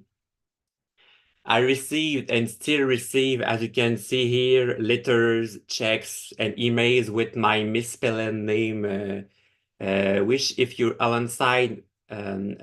read alongside my last name, form the words Simon Demon. This was the second manifestation of evil in this work, and it became impossible for me to ignore this coincidence and the strange figures in my photographs. I came to the conclusion that I had to get to the point of this series to give space to my inner demons and perhaps say goodbye of them. In a photo book, for me, the container is just as important as the content. This is why I pay particular attention to the choice of the designer and his ability to understand my work, while leaving him enough space to bring it into a layout that I will not have chosen naturally, but which ultimately serve my work a lot. For several years, I have been working with designer Maxime Moreau. We began a relationship with my first book, Reshaping the Sky. I found it relevant to continue a collaboration for Say My Name. For the cover, it suggested that I work from a typography introduced in 1901 by the Keystone Type Foundry. And this typography was accompanied by a running witchy typeface. But this typography does not exist in digital version. So Maxime therefore worked from a revisited version of this typo by Daria Cohen. And he added a red background, and this is the result. A disturbing cover with plenty of room for the enigmatic title. Here the version with the back, with the title in French. My image called for immersion, and that's what I like to present them in the full size. But I very often frame my images in landscape format with the subject in the center, which is restrictive in the book because of the page fold. To me, this challenge, Maxime suggested that I work in a diptych, so one at the top, one at the bottom, inviting readers to turn the book the other way to admire its content. I found that it's in this way the image dialogue well with each other, sometimes in their density, sometimes giving the impression of forming only one image. Here are some examples of spreads.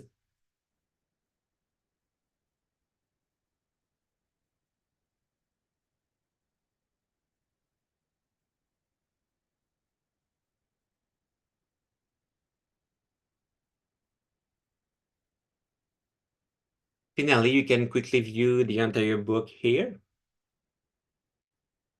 And the complete technical sheet. I would like to end with thanks to Tommaso, Giulia, and Giuseppe, and all the other participants. My book will not have been the same without you. So thank you for your listening.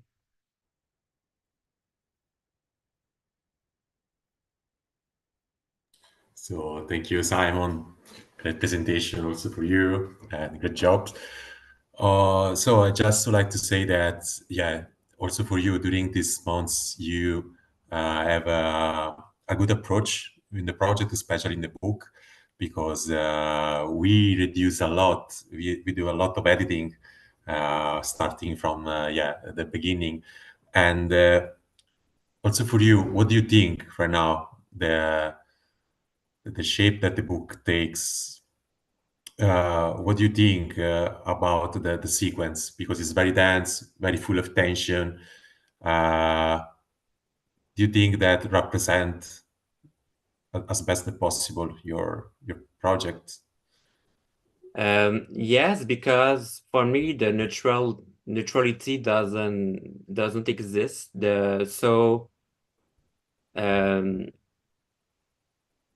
I mostly like to be in the extreme, and I think it serves my work to completely in the witchy, the demon, the evil. So they use the Asian red, I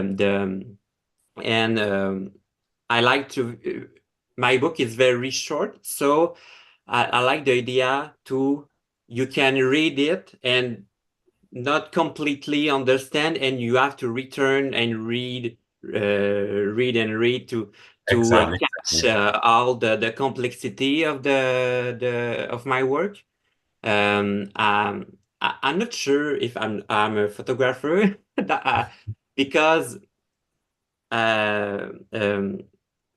paint must inspire me than photographer.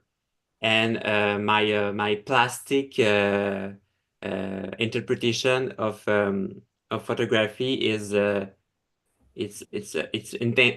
visually intense. So I just have to assume that, and I think this this sequence, the work with diptych, for me it's the best way for this to work. Yeah. No, great answer, because you really my question, because especially we work in very few picture, few image, and you have a very short books. I think this kind of tension arrive very well. So well done. Yeah, congratulations.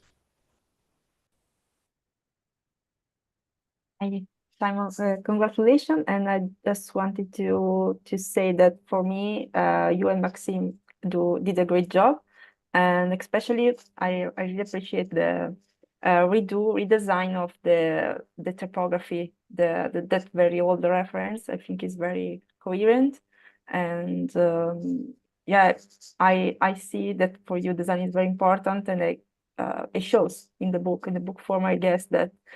Without him, without the work of great designer, also the book wouldn't be the same. And it's important to trust him and also trust us, of course. But yeah, I think it's a very well crafted and designed book. Thank you. Thank you so much, Simon. We move to the 8th work, if I'm correct. Marco Battezzati, you can start sharing the screen. Thanks, Marco. I just want to recall that we have 13 presentations today, so we are more than halfway through. And at the end, Tommaso will announce the work that will be published by Witty Books. So I invite you to stay with us. And please, Marco, go on. Thanks so much.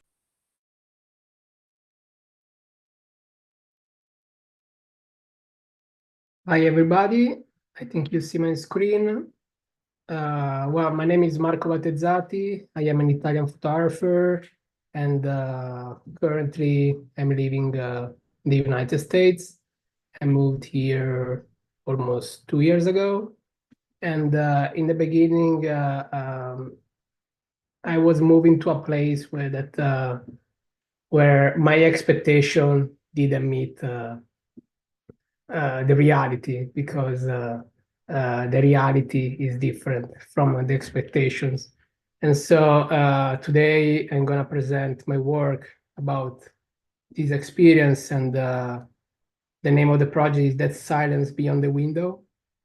the aim is to explore and to understand the difference between what we see and what really exists. The window, as in the history of art, is a symbol of observation, and it's used to express, in this case, the themes of discovery and of the unknown. So through the experience, it's possible to observe and hear the silence that was unknown in the beginning. The concept of silence is an experience that in the beginning is unknown. So I started traveling and meeting and running to farm communities like in the South, and I was really interested and inspired by the texts and some theories from the traditionalistic philosophers like Thoreau, where I was interested to the fact that the act of living with the bare necessities allow us to live with what is really necessary. And so this could create an opportunity for a window to show itself and to understand better what we don't know in the beginning. So in this experience has a process, and I started when I started working on something that I was interested to, it was of course something that was different, and so I was just starting from my expectations. I was just starting from what I knew before and my references from literature, from photography, of course, and normal life. But then I started feeling more the experience and living it. And in the beginning, so in the process, you don't realize what you are looking at. And so then you start recognizing something that you already know, that you discover something else that it's new. And this makes you make new steps in the process of the experience. And yeah, so the book starts with this black and white photo with these word asides that say the silence is the unknown, because the silence is something that you can't really know in the beginning. And so it's something that it happened. And so I started traveling more, taking more photos, trying to analyze them, and then step by step, starting analyzing them, I start having more feeling of awareness of what I was photographing and what I was looking at. And so I started seeing more things in this photo, and I started analyzing different part of the composition. And I started having asking a question to myself: where is the photo? Where is the focus in the images? And so even for mistake, I was taking photo of different things, and looking at them, I was like, yeah, where is the photo? What we really need? It's not important just the focus part. We need everything, and in particular, because help knowing better what we don't know. So I was interested more to the focus part, and I think that in my book, it's what can help better trying to find the significance of this concept.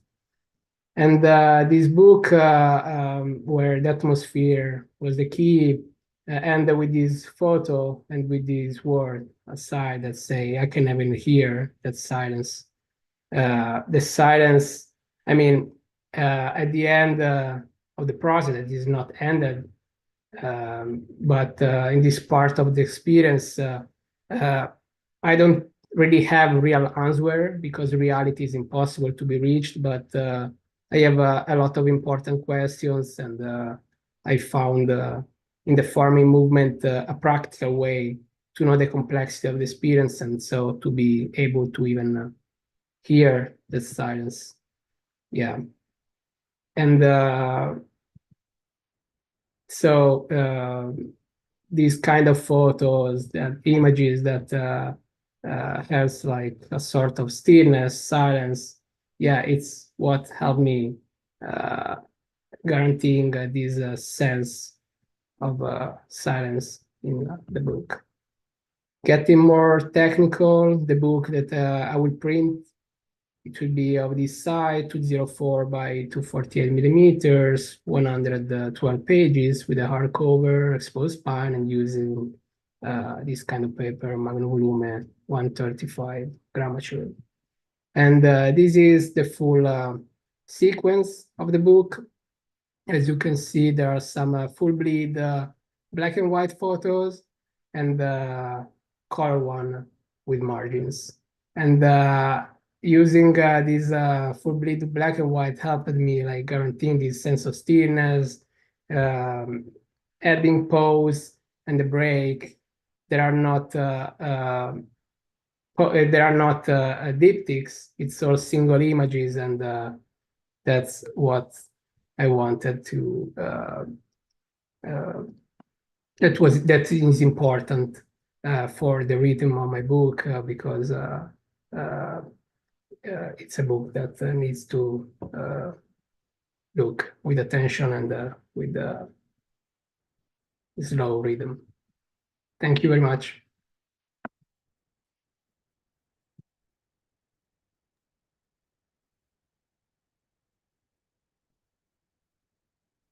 Okay, thank you, Marco. Great job. It's nice to see how, in general, photography allow us to connect to more or less familiar environment in a deeper way. And my question is like how the process of adding another layer, that is putting this photography into a book, might have helped you throughout this year abroad. And I mean, now that a lot of time has passed, like if you want to make a first balance on this relationship between your personal experience and the work that we will see in the book. Yeah, I mean, looking through the images, I mean, when I started taking photos, you just start taking photos of what you like, what inspires you. I mean, it's pretty, in the beginning, I could say it's a bit casual, but then looking at them, you see something and you learn more about what you were seeing before and what you can see in the present. So yeah, this kind of balance, it's been interesting because photography, it's really helpful to analyze even the experience of quotidianity and life. Yeah. Hi, Marco. Thank you. Sorry, Giuseppe. If I can, just a quick question, because I want to ask why you felt the necessity to include black and white, a little bit about black and white and within a color sequence of editing of photos, and if the positioning of it, one of the black and white on the left and the color on the right is helpful for your work, because we discussed that together, and yeah, just wanted you to share this. Thank you. Yeah, it was important. As you could see, the black and white were the only full bleed in the sequence and put on the left. And yeah, this was like a possibility to stop. And I wouldn't say that divide the book in different chapters, but it's just like some opportunity to like make it breathe a little bit and stop and try to understand with attention what I'm looking to. So yeah. Yeah, thank you. All clear. Good job. Yeah, thank you, Marco. Great presentation also for you. Good jobs. Yeah, I have no particular question because I just like to say that I really like the final book form that you had. So, especially I agree also with Giulia, this kind of changing between black and white column, it's very useful for your work, especially for helps your sequence. And I think, yeah, this is, yeah, great job again. Thank you very much, everybody.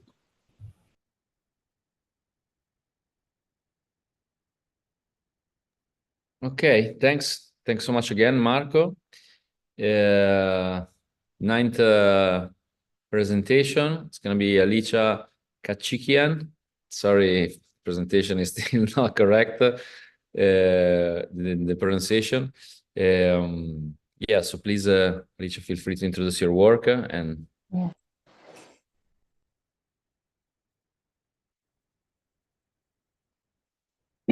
Yeah, so hello everyone. My name is Alicia Khatchikian. I am a photographer and visual artist based in Berlin, originally coming from a small city in northeastern Italy. The work I'm showing today is a long-term photographic work entirely shot on 35mm film, dealing with the themes of family and memory, which has been shaping along with me over the past 6 years, and has found during Folio a new edit.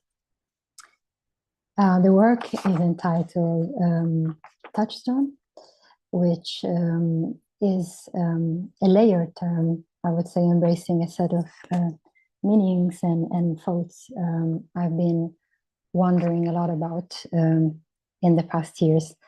I'm going to share some of them with you.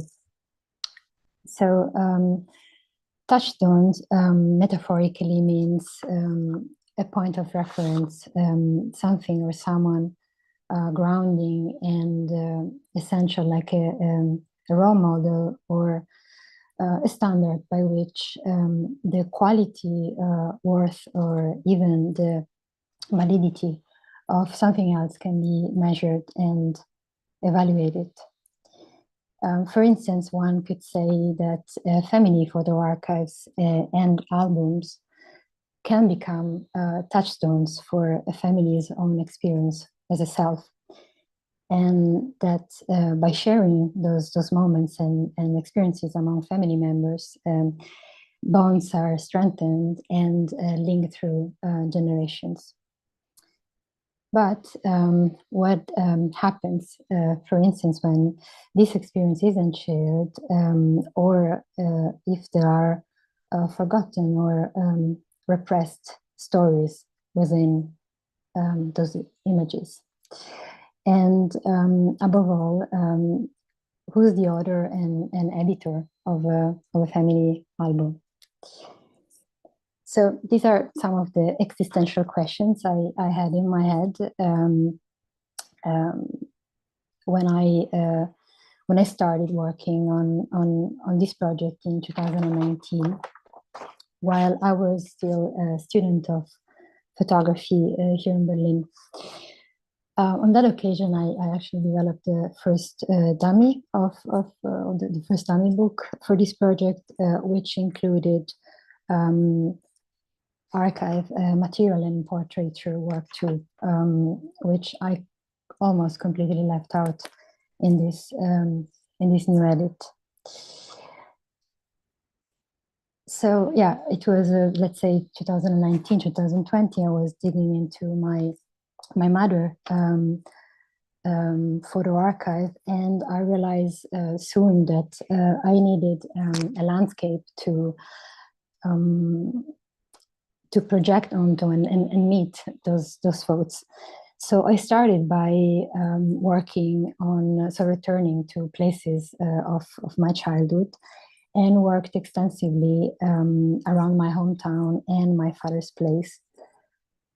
and gradually moved my gaze towards a river, the Socha Ilonzo River, which flows over for 140 kilometers from the Julian Alps in Slovenia down to the Adriatic Sea,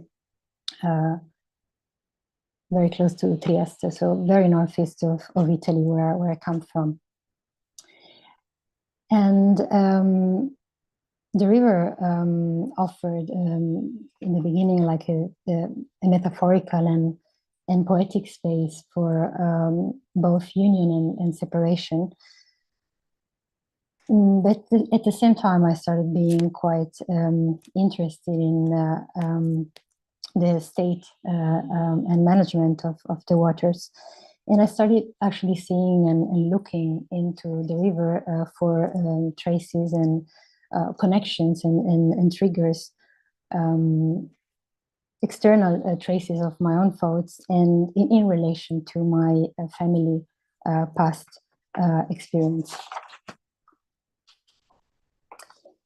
And the most eye-evident element, I mean, common elements between the river and my own past were two, actually, the radical changes in the water levels of the river and the diverse color palette of the waters. So thinking of this, when I found myself having to deal with all this material once again, I found a strategy. So I will not share the whole process now, of course, but basically what I did is that I look at the images of like the non-water images, and I did the color analysis of them, both color and content. And I combined them with the images of the water. So whereas the images, the non-river images follow more my mood and my process through, let's say, memory related to past events of my family, and are combined with, so I combine both black and white and color images in a more evocative rather than narrative way. The pictures of the waters actually follow the natural path of the river from source to mouth throughout the book.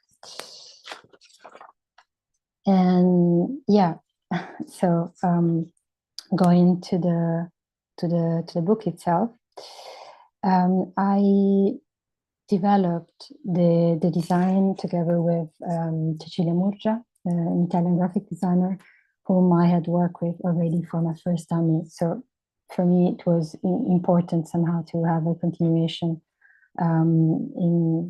for the graphic design with someone who already knew the project. And I find it very important, specifically when working with personal projects. And we decided for a Swiss binding with open spine. Here you can see it better. So it allows the book to open 180 degrees and brings, or at least gives a lot of attention and importance to the first image of the book.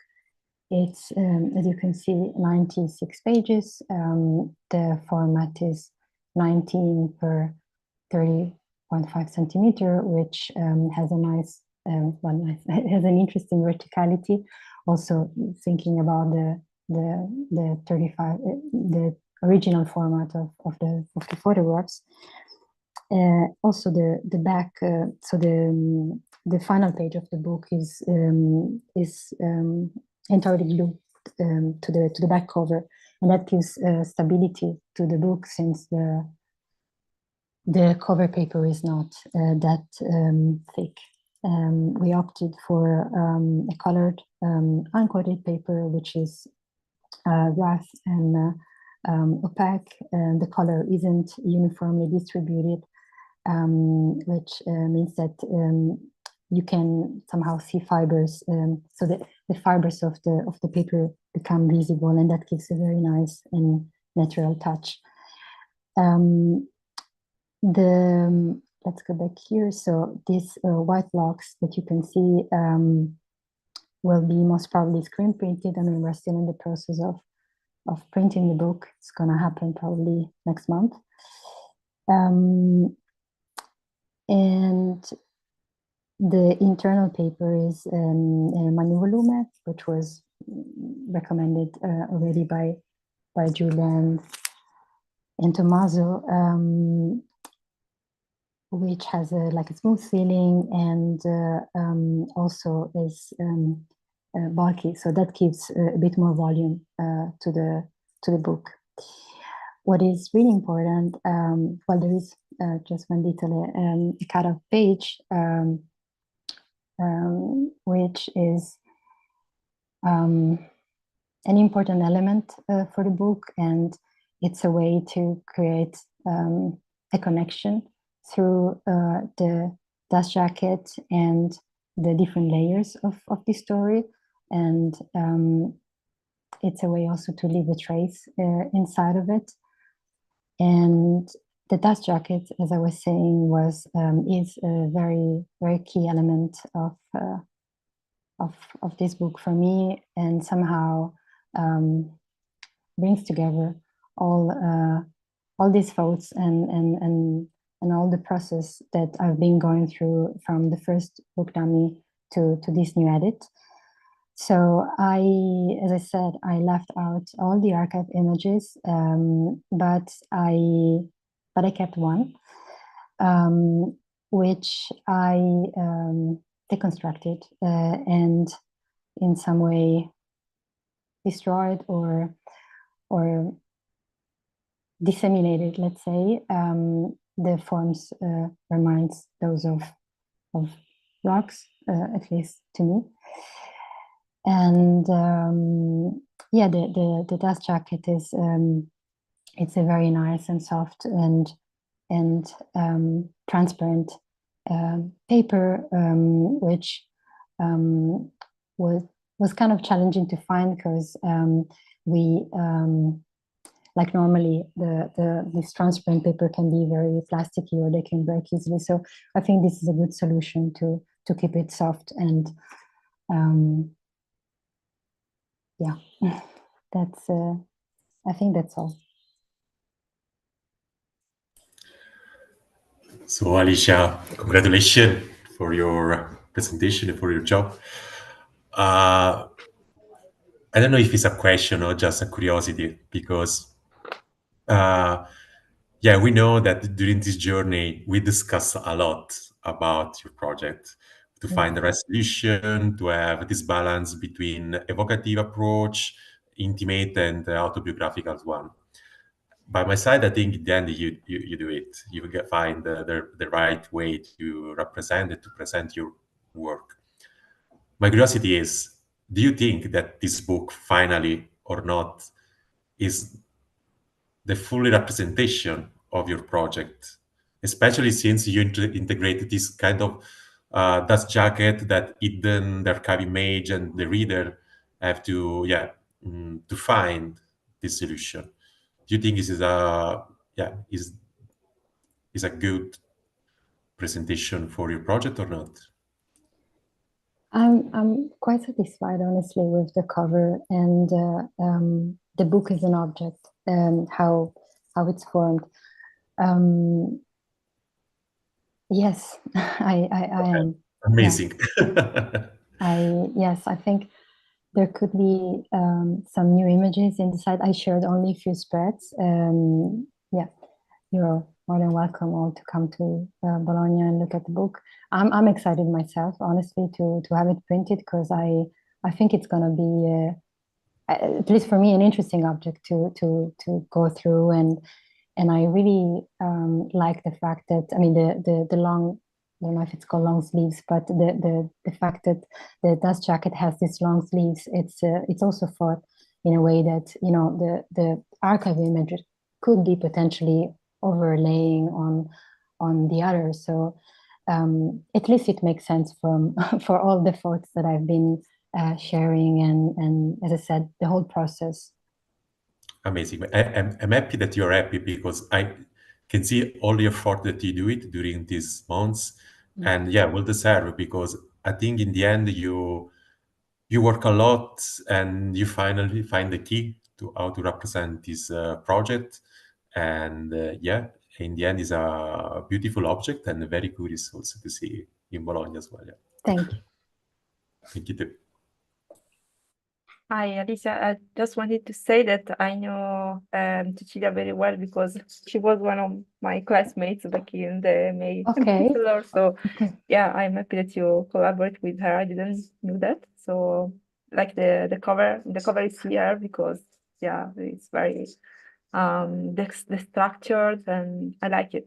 It's Thank you it's a also good way for to I mean, integrate the photo, sorry, the pieces of your photo and the construction. I like it. Yeah. thank you very much. And I wanted just to say that, you know, it was also, I kept thinking a lot about what you, Giulia, and also Tommaso suggested last time we had our meeting about holes and so everything stayed in my head. And yes, and this is the result also of those suggestions. Absolutely. Yeah. Thank you. Thank you so much. Great job. Thank you. Amazing, and best congrats on my ends too, Alicia. Lovely. Can't wait to see the physical object. It feels that you know, that delicate approach that you have, and you know, like and that kind of twist that transmits the certain strength, like would be very visible in the book objects. You know, so I'm looking forward to see the final results in Bologna. And yeah, I mean, let's move to the next presentation. It's going to be Cairo Urvi. Hello, Cairo. Hello, everyone. Just going to share my screen. All right. Everyone can see this? Cool. All right, number 10, let's go. So my name is Cairo Urvi. I'm a visual artist and photographer based in London. And this is my project called Stray Dog. Oops, sorry.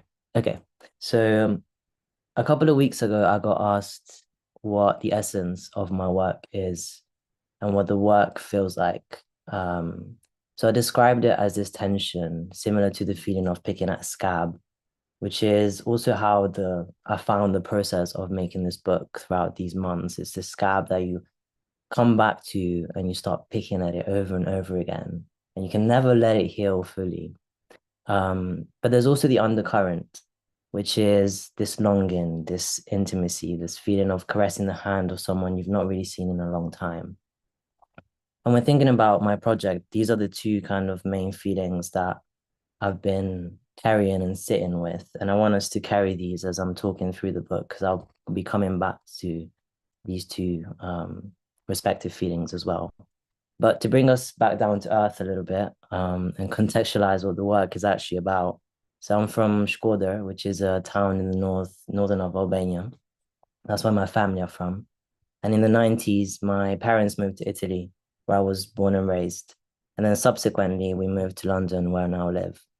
But growing up, being raised in Italy, being a second generation Albanian, I always had this idea of like a fractured identity because I'd never lived in Albania. So I only knew it through the music, the food, and through my grandparents mostly. But also I had this feeling of like wanting to reject it almost. Just kind of like, I thought it would always be easier to say that I'm from Italy rather than just being from this country that I actually didn't know much about. But I guess I started growing this interest into wanting to understand more what home is and what it was like. And so I started talking to my grandma, and through her stories and through the family archive and these images, I started connecting to Albania. It became a country that I could see through her own eyes in a way, because my grandma would tell me stories about growing up there and her life. And so it kind of started forming and taking a shape of its own in my mind. And then things got a little bit, not complicated, but layered, as they do, when I started my gender transition. So about 3.5 years ago, I started transitioning. I'm queer and transmasculine. I was in the UK.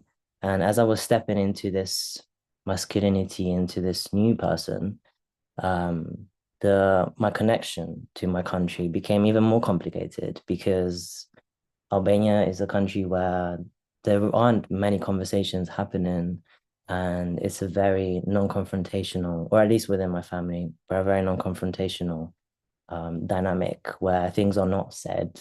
And obviously going through these very literal changes, it was difficult, and the sort of oh, it's taking some time to load. Let me just go back. Cool.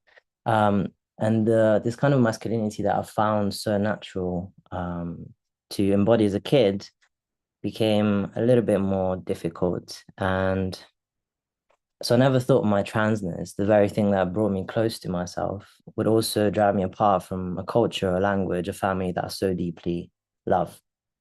But the story doesn't end here. This is actually when it starts. And so with all these big feelings, these big changes happening whilst I was in the UK, and feeling this longing about, home and what that meant for me, I decided after 11 years to go back to Shkodër and meet my extended family who last saw me as a girl. So I just decided to show up and started looking at my surroundings and looking at all these things that stuck out in the landscape, things that, I could almost relate to, like visual metaphors that, I could connect to this feeling of loneliness, this feeling of estrangement, of things sticking out and just looking a bit out of place, just like I felt in that moment. But with this harshness also came the kind of softness I was talking about, this longing, this going back home and really wanting to connect with it, to make it my own. And as I was spending time in Albania, just not really being recognized as myself, I used photography as a tool, as a space to make myself seen. So I turned to self-portraiture as a way of reconnecting with myself and reconnecting with my body. And so the self-portraits became a way of asserting myself within this space, within this environment, and really positioning myself in the center of it. And I became curious as to what that would feel like, what that would be like. And it almost turned into like a performance, because I felt like a stray dog, like I would be roaming around the streets. And there was a sense of wanting to assume a role as a way of protecting myself, from the environment. So I assumed this role and I started playing with the clay, with the buildings, with the surroundings. But with this kind of like assertiveness, there's also the other end of it, which is wanting to actually run away. And sometimes you don't necessarily want to be seen. So there's a dance between the two. There's like a dance between the tension and this longing.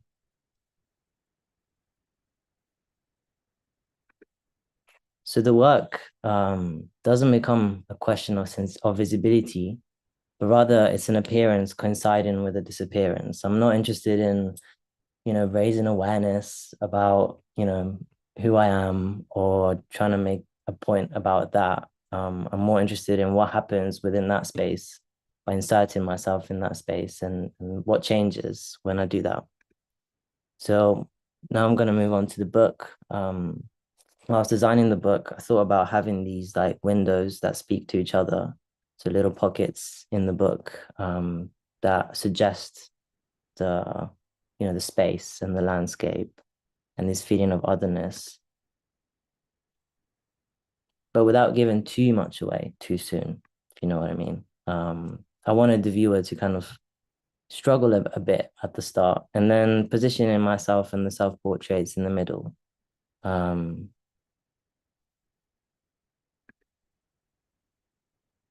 then having these images that talk to the self-portraits.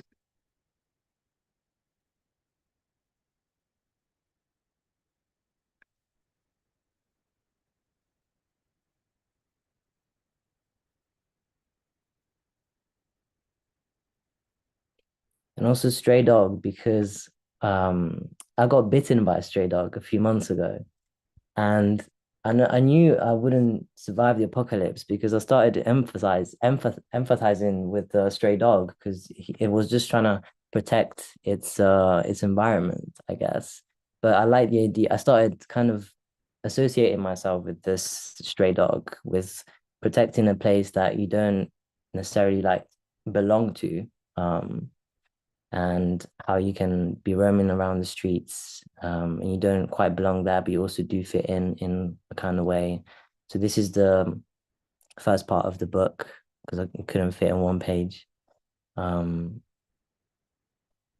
I wanted to work with these details and then introduce the character slowly, and have this play between the small images and then the main self-portraits. And here are some of the dimensions of the specifications of the book. I didn't want it to be this grandiose, massive physical thing, but neither like a small book. So I wanted it to, be big enough to hold, and have also enough space for the images to play around in the negative space. And yeah, some other specifications. And this is the front and the back cover. I was always interested in just having the title on the cover. And so I played around with the images, but it didn't work. So just having stray dog on the top. And then my name at the back. And this is it. Yeah. Thank you, everyone.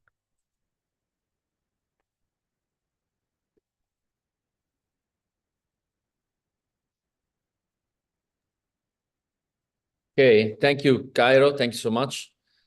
Congratulations. It's nice to see how the project evolved, and I think it's very mature, as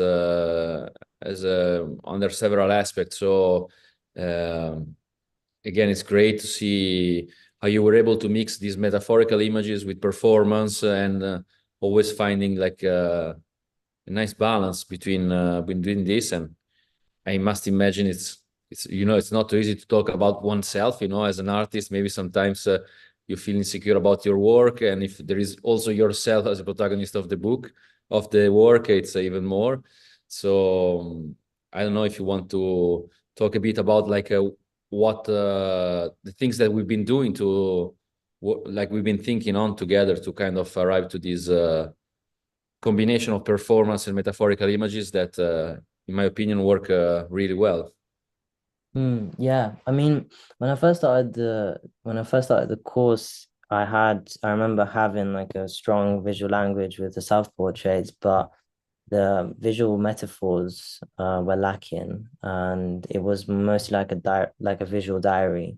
And so then I went back to Albania and started looking at things with a different set of eyes, I guess. And then just trying to relate the self-portraits to the actual landscape of what I was seeing. And I think those two visual languages then informed the performance aspect of it. And then they just started like talking to each other. It was difficult at first to let go of some of the images, and I had to, but I think it was for the good. I don't see my work just existing in book form. So this work exists in many variations of it, and the book is just one of them. But for the book, it had to be like a specific sequence and edit, I would say.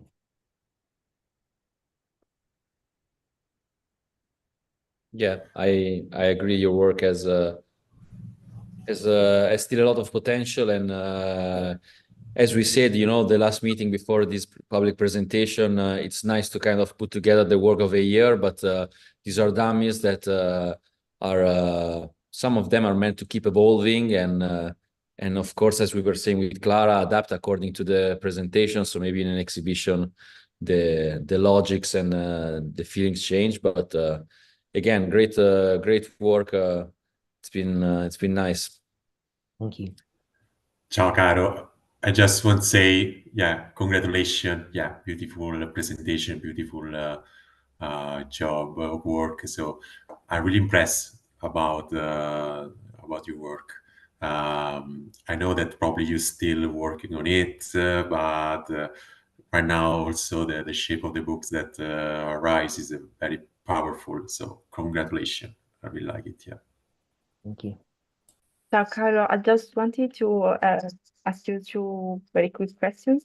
When and why you decided to use black and white? I remember we talk about that, and why is it repetition important in some parts of your book? That's it. Thank you.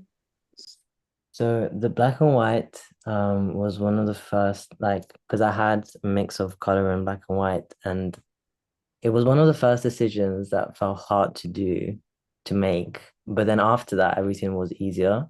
So I decided, because it just felt too, in my mind, it just felt like it was too busy. What I was, and also the color images had a certain like visual language that wasn't working, some of them at least. So I just decided to turn everything in black and white. So just, you know, switch the frequency as to just having one.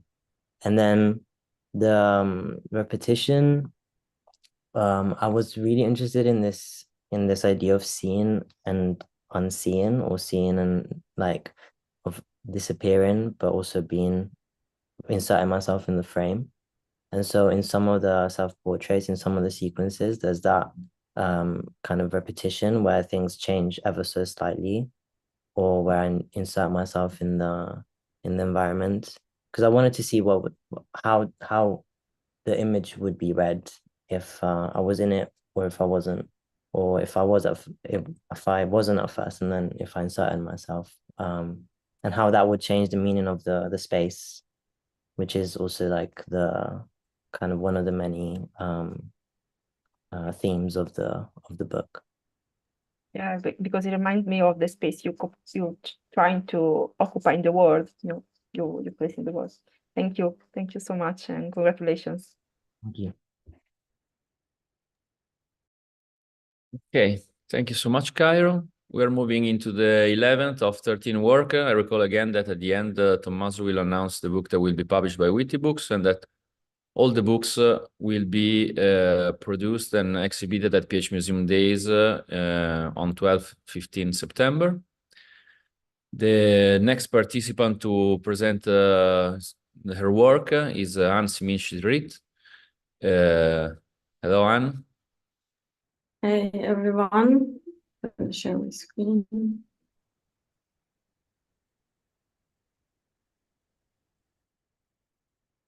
Can you see it? Yes, thank you. Yes. Okay, so my name is Simin Shitrit. I'm an artist and mostly do photography. The name of the book is From Your Tears to Mine. I was looking for a name that connected to roots and intimacy. It's gonna be 200 pages, a very small book, hardcover. I'm gonna share a bit my background, which shaped me as an artist and photographer.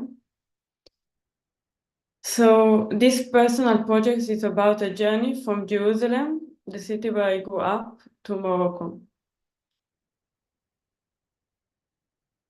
I will talk and you can see the... So I grew up in Jerusalem to both immigrants' parents, my mother from Iran and my father from Morocco. I grew up in a ultra-Orthodox community on the Green Border in Jerusalem. This community, they're Jewish community, but very anti-Zionist, which put me in the middle of kind of everything from my starting point. At the age of 14, I left the religious and also the community to the desert in this area. I didn't really know a lot about what's going on around me, but I already felt that I'm kind of between borders, unseen or seen, that connected to religious and also the environment that I grew up in. And I was looking for like I think to go to some different direction from this circle in this reality. And in this book, I'm trying to go back to these places, which is the East and West Jerusalem and the West Bank and Morocco. This journey started with the archive photos of my mother. She used to take some photo of the Bedouin community on the border in East Jerusalem. And when she became religious, she kind of threw away most of the photo and she kept just a few of them. And I chose to start the book from this place and keep things in the area around Jerusalem and the West Bank and then Morocco. Two things that was part of the choices in the book, what to photograph is the most, like the community that I work with, women are not allowed to be photographed, so I mostly work with male. And I took photos in areas that in reality they cannot be connected. Like also East and West Jerusalem. In the West Bank, I took photo of also of the Bedouin people, also the settlers. And also in Morocco, it's like the desert in the West Bank and the desert in Morocco. I choose the cover of the book, which will be like a white warm canvas with the stamped letters.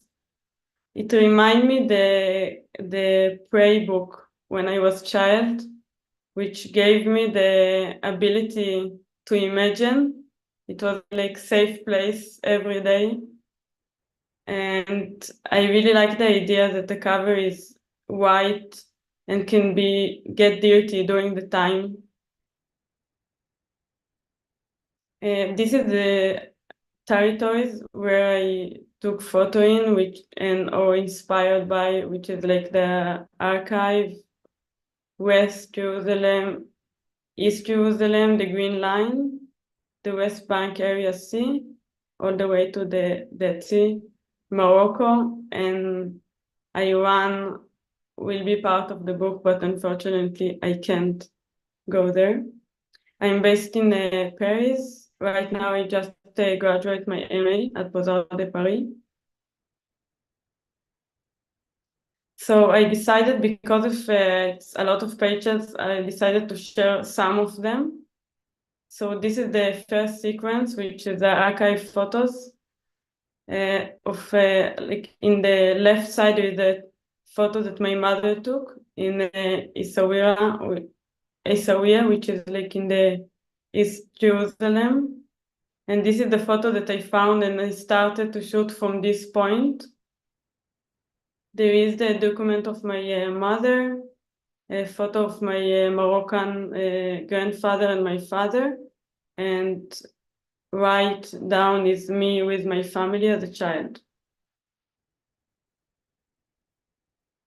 So this is the scene border that I started the book with. And also I started with that to understand the narrative of trauma. It's kind of a loop that you try to get out of it, but it always, you know, the end of the kind of this way. You already can see how it can end, but you also trying to break it.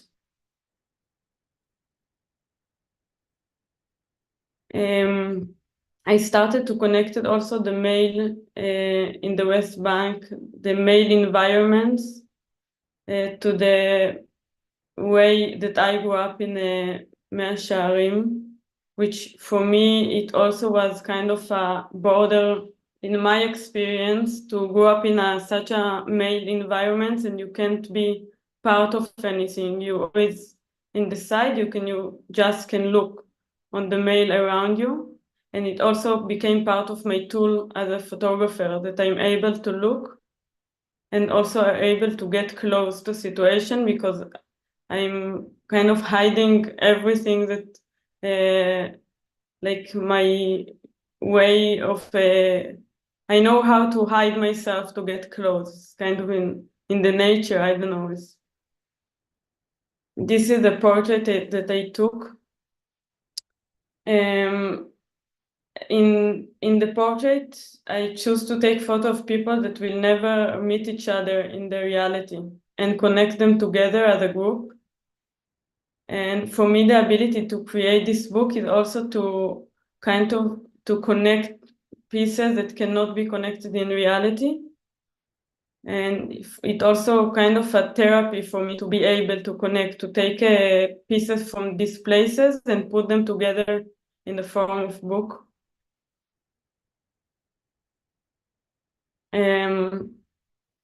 Here I developed the portrait into the layers that how these people touch in my memories, my experience about intimacy in these areas. So I found a drawing when I was a child of a bird. And when I working on the sequences, I saw that I took photo of my mother hand with the flowers, and also the end that male some holding a bird. And I realized that there is a lot of unconscious connection that lead me without knowing what I'm doing. Sometimes I'm going with my intuition to shoot, and then I realize why I did it. This is the house where I grew up, in the left side, and the right side in the West Bank, a few places, different places of settler, Bedouin. And again, I like to connect them as a one home. This is another sequence in the book that I think I was more able to get close to these people or to this tension, try to get a bit closer and even more closer to the danger in this, the tension, the fact that if you out of this place, you put yourself in the danger all the time. It's part of your life to be in this circle. And the choices to left, to go to different direction and to kind of embrace this circle for your own life. It was the choices to go to Morocco. And there I found some safe place and ability to breathe and to look and connected, and maybe also like to therapize myself. And I saw a lot of similarities to the landscape between West Bank to Morocco. But I felt that the energy changed. I'm able to be there without be afraid, and I'm able to look and directly and openly. And the last part of the book is kind of an hope, and also the connection that I already get to this journey to my roots, my father roots. I felt that I kind of closed the circle, and now I connected to another place that bring me some ability to see the world differently, and to be able to save the nature, the environment as a female and as an artist. In the book will be a few texts in Hebrew, Farsi, Darija, and Arabic. It's kind of a memories that I wrote.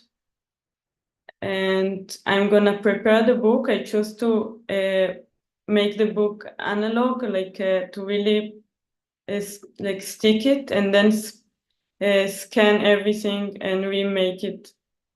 So this is my next step. I'm gonna work with the designer that she will take it to the print. And yeah, thank you so much for this journey and the ability to also look at it from outside in this period. It was really important for me. So really, thank you so much for that. Thank you, Anne. Thank you also for your presentation, for your yeah, I'm very happy about your journey too. So it's a very powerful project also in the book form. So congratulations. Yeah.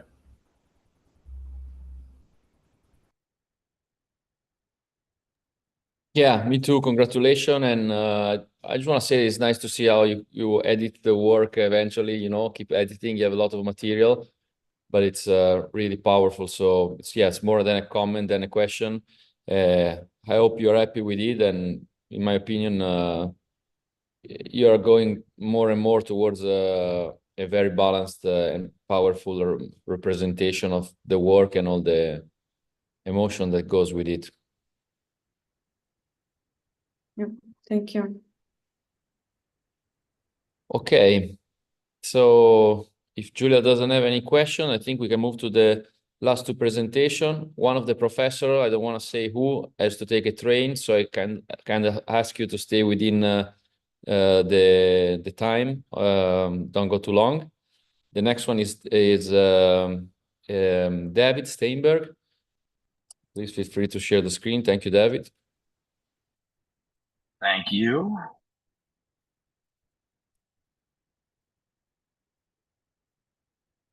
Okay, can you see that? Good. Yep. First of all, thanks for sticking with this for 2.5 hours. And thank you to all the other classmates. It's been a huge motivation to make a book alongside all of you.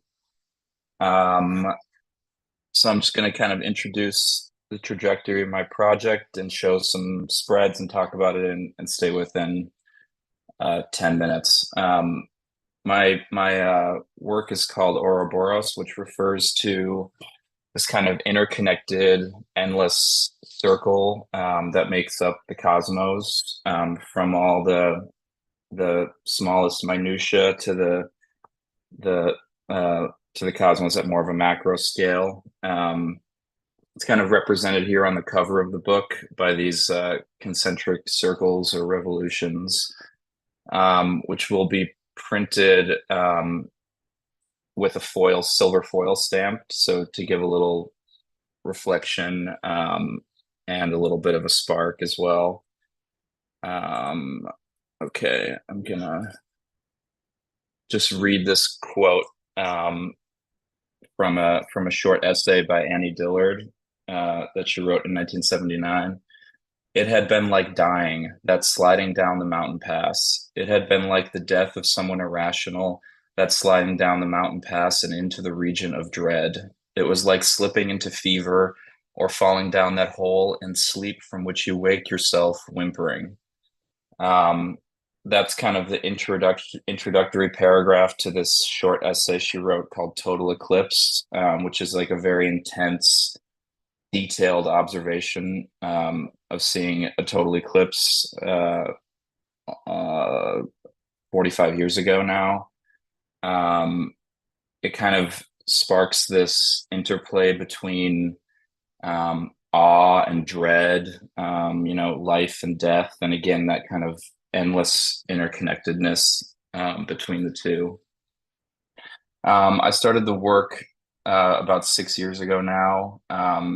I've always kind of had an interest in outer space, and so it started in a more documentary fashion. I was visiting astronomers, observatories, just kind of talking and making a connection with them. These are a couple images I made right at the beginning where I kind of felt like I might have a project or something that I was interested in really following. Again, it started as more of a documentary approach, but I quickly realized I wanted to take a look at it from more of a philosophical angle, thinking about how we look, how we see, and again, these questions of kind of fear and wonder, our connection to the landscape that exists around us, as well as kind of deep time into the past and the future, and again, the connection between the two. I included this slide mentioning heterotopia, which was an early kind of theory that I kind of held on to as I was thinking about it more philosophically.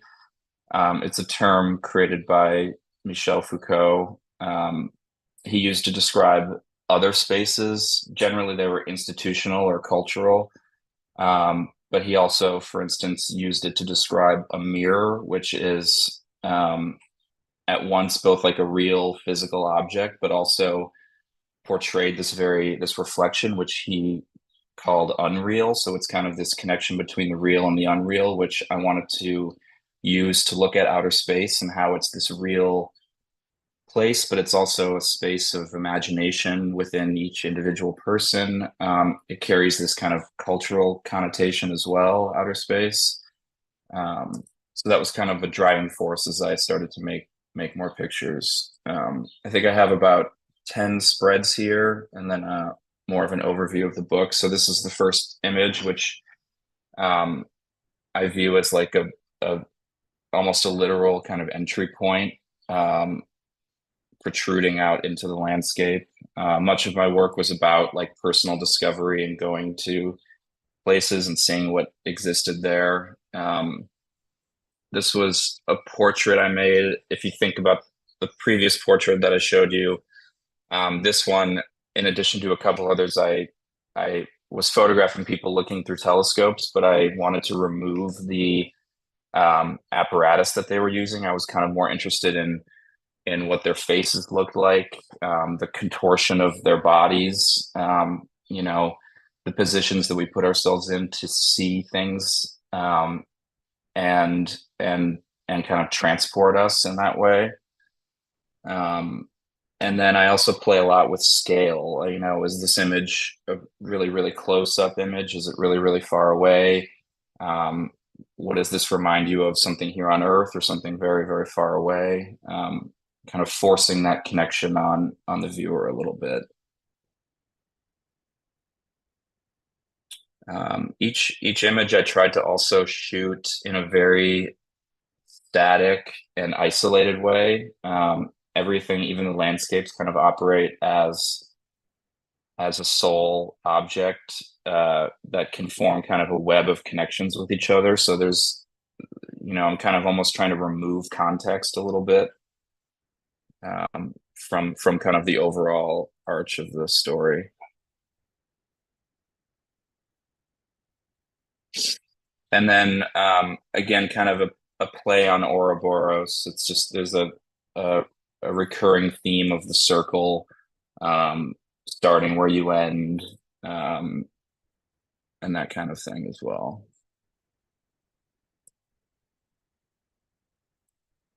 And here's an example of a couple spreads. There will be, the cover will be on red paper, and then I will also kind of have these recurring red sheets in between as the story goes on, as both a break, but then also this, like, you know, shock of red as well, which is a color that comes up in dark rooms, in observatories, as a way to like adjust your eyes as well. And these are the last 4 images in the book. The last image ending with the same image as the cover. And then here's the full spread. The book has, I believe, 55 images, and it's 100 pages. it will be on an exposed spine. Again, I like the texture and the feel that exists when you expose the spine. Much of the book is about textures. And yeah, that's what I've got. Stop share. Thank you all very much. Thank you, David. Great presentation. Yeah, also for you. I was very happy about your project, about your work. So it's a very powerful, beautiful book. So congratulations. Yeah. Thank you.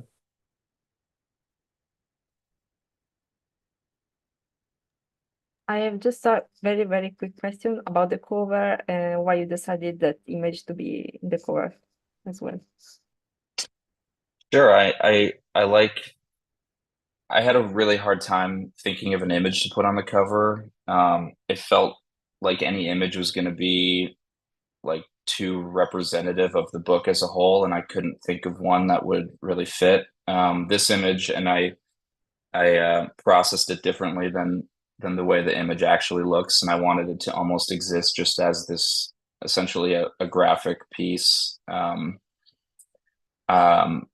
then the printer that I'm working with, they do a lot of foil printing, and I felt like this image would work really well with that. I've never done that before, so we'll do some tests, but that drove my interest in that cover.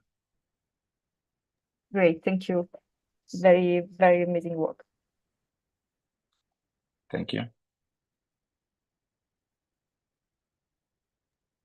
Yeah, great job, David, and beautiful project. Thanks for the presentation. And now we have Martina Benedyka was the last project. So please feel free to share the screen. And then we learn from Tommaso which book will be eventually published and presented in Bologna, together with all the other that will be exhibited in the dummy, as a dummy. Can you? Okay, great. Thanks, Martina. Can you see the screen? Now, yes. All good? Okay. Okay. Hi, everyone. My name is Martina Benedyka. Martina, you can say. And I'll be talking about the Kilt book today. And I'll start maybe with the process and then slowly explain why it's called Kilt, basically. So the process, the way I work, it's been always going through archives and going through stories and basically focusing on the past. And the words I really like, it's unexplained, unvoiced, incomplete, hidden or forgotten. And here's the image from my studio actually 15 years ago, where I'm also a painter, so that was a painting studio, but also you can see the images on the ground. That's how we started with photography, mostly analog. So I continued this kind of process of combining things, of going through archives, through books, and then building my story on that with my own images, because I usually don't use the archival image in my books. So the question I wanted to answer from the very beginning was why to kill? Like why do I want to kill the images in my book? And the whole idea started with me going through around 2 years ago. Going through the archives of the American Library of Congress archives, and where I found Kilt negatives. So it's archive of almost 300,000 black and white photographs, negatives, that were 1/3 of them was rejected. And it was rejected by the Farm Security Administration during the Great Depression in America. So that was around 1930s. So by rejection, we mean puncturing. So they would actually physically puncture the photos with the hole puncher.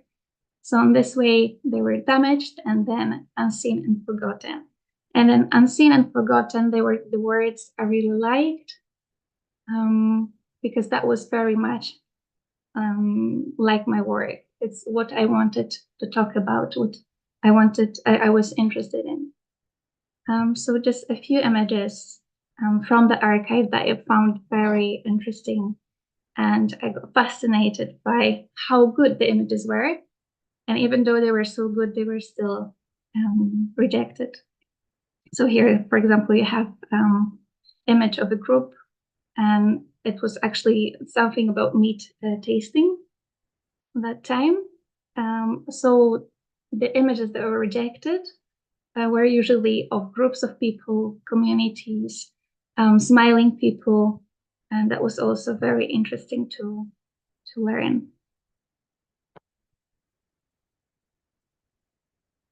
So just a few images that I liked. Here, for example, we have also the portraits. So faces weren't allowed in some cases. And also people that were Black, ill, or poor were also rejected. So yeah, with that idea of the archive, I started kind of building the idea for my book. And doing the research, I also found the envelopes that were used for each photo. You can see actually how the cover looked. So for example, you have the order, the name, and also the image that was there. And then each of them, they were placed in a box. So that idea also I followed towards the book. And then, yeah, so the book is the middle size, 16.5 by 24. So I wanted to give this feeling on one side, kind of holding the envelope, white envelope, with the image inside. So on one side to do that, on the other focus more on the dots, on the on killing the image. And then I actually borrowed the idea from the envelope to start the book. So the order is to kill. And just a few spreads.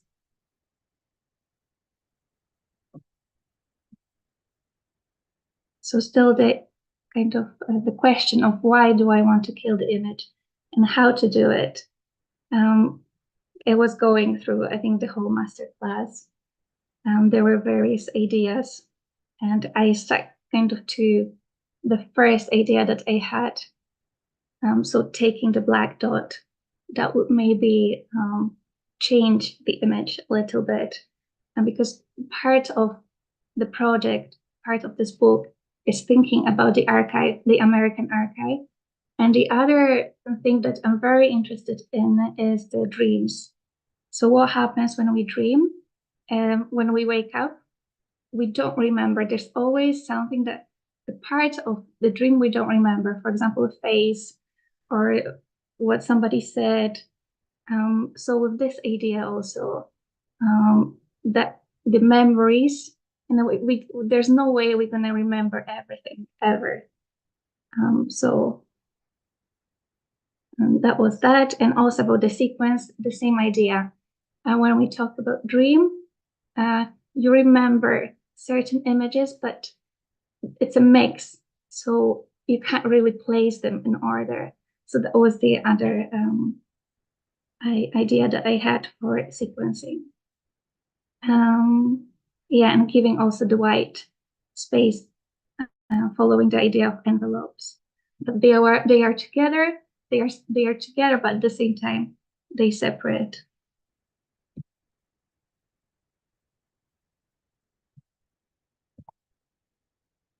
Also the idea of contact sheets.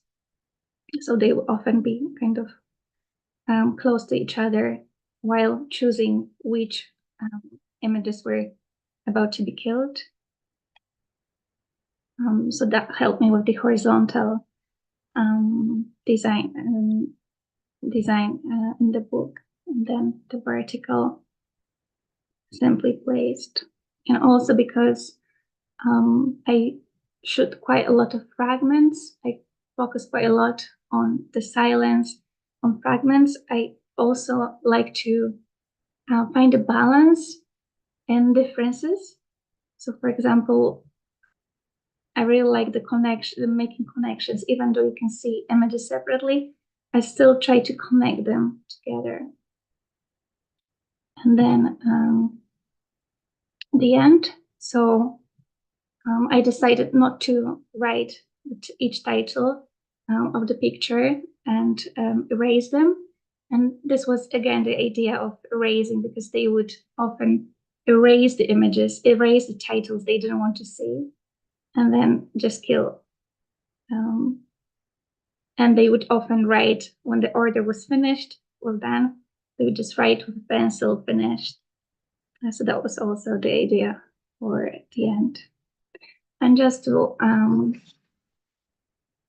finish the whole presentation with a quote from Susan Sontag: "All photographs are a memento mori, and to take a photograph is to participate in another person's or thing's mortality."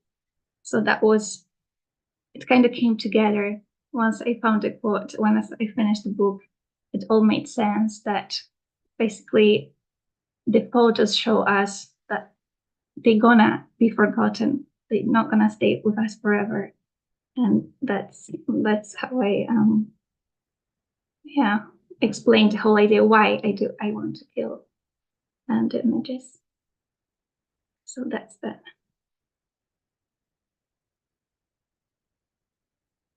Thank you.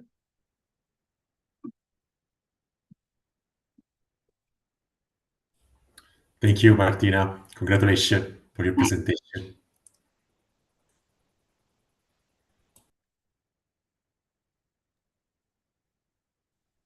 Thank you, Martina. Just a brief question, and then I think it's time to close out the meeting, but would love to see how you kind of develop the concept of the book. And I'm just curious to know if you're also considering to do an artist book in the end, or, you know, to do some performative or readapt the concept in function of a more, Yes, smaller. definitely. Yes, I got a few ideas actually for that.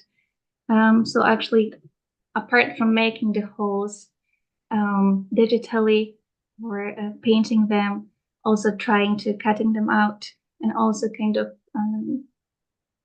taking apart the photos as they were in envelopes in the archive, placing them, for example, in a sort of like exhibition, and then maybe as I think we spoke through the masterclass, to have actual hole puncher and let people take holes in the photos. So yeah, doing this kind of like lab rather than having the physical book as well. It's an idea. But having a book was quite important to me, to have this final thing, I would say, like my own archive of the killed images.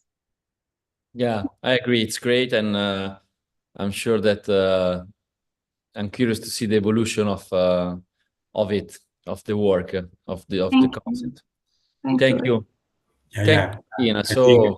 I just want to say that I think you find the right solution for your book. This is between us artist book and photo books. So very powerful. Congratulations. Yeah. Thank you so much. Thanks. So I think it's the moment, no? Yeah, Tommy, it's the moment. It's the moment. So first of all, before I announce the winner, so the recipient of the publication, I just would like to say that it was a pleasure to meet all of you, to work very close to you for these months. I saw that during these months, some project change a lot, someone be more stronger. So I was very happy for this journey. first of all, to meet a very beautiful people so behind the project. But I just to publish only one book for now. And the recipient of this year's was Andrés. Congratulations. Great. Congratulations for your work. So as I said before, there are very beautiful projects this year. But this time I think the Andrés work fit very well in my catalog for this year. And I think it's a project that it's ready to be published in terms of design of also project. So I was very happy for all of you and also for Andrés that we will be part of the Witty family. So congratulations. Yeah. Thank you. Thank you. It's been just a lot of work, and I don't know what to say. Now I feel like I'm on the spot. I just thank you, everyone, and yeah, just thank you a lot. Great. Congrats, Andrés, and yeah, maybe after the presentation we'll talk and comment this news. But really great job, everybody. It's been a really great journey for me as well. So thanks for creating a very nice group, for working together, for sharing a lot beyond what me, Giulia, and Tommaso were able to give you. And yeah, I look really forward to meet you in person and welcome you here in Bologna for those of you who will be able to come. And yeah, I mean, you can always count on us as PhMuseum and on me as Giuseppe. I also want to thank a lot Tommaso and Giulia for these years of Folio. Next year we are taking a break, so we have a new publisher jumping on board. But I really think you did an amazing work in this year. So thanks for all your generosity and for all you share with the participants. And yeah, Tommy, really looking forward to publish this fourth book, which has a little contribution also from PhMuseum. I forgot to say this all the time. Bad marketing. Absolutely, yes. No, I would also like to say thank you to Giuseppe and to PhMuseum, because sometimes we don't know each other, but we don't say each other. But by my side, that was very a great journey. And till now was a very amazing experience, this masterclass. And I just had to take a break for 1 year, or maybe, I don't know, but I was very happy for everything by now. So and yeah, I just want to say thank you to both Giuseppe and Tommaso. Of course, I know them very well now, and maybe there will be other things to do together. We are discussing something maybe, and I was super happy to take part also in this year Folio and to work and see. And thanks for sharing, guys, your amazing works, and some of them I felt very connected, very deeply, moved something in me, apart from being very beautiful objects. And thanks for trust us and for consider us in your designing decision, your editing and everything. And yeah, congratulations to Andrés for winning. But every book for me is ready to be printed, more or less, and will be printed for the PhMuseum Day. So thank you for this amazing opportunity. Okay, and thanks for everybody who's watched. I'm gonna close the live stream now.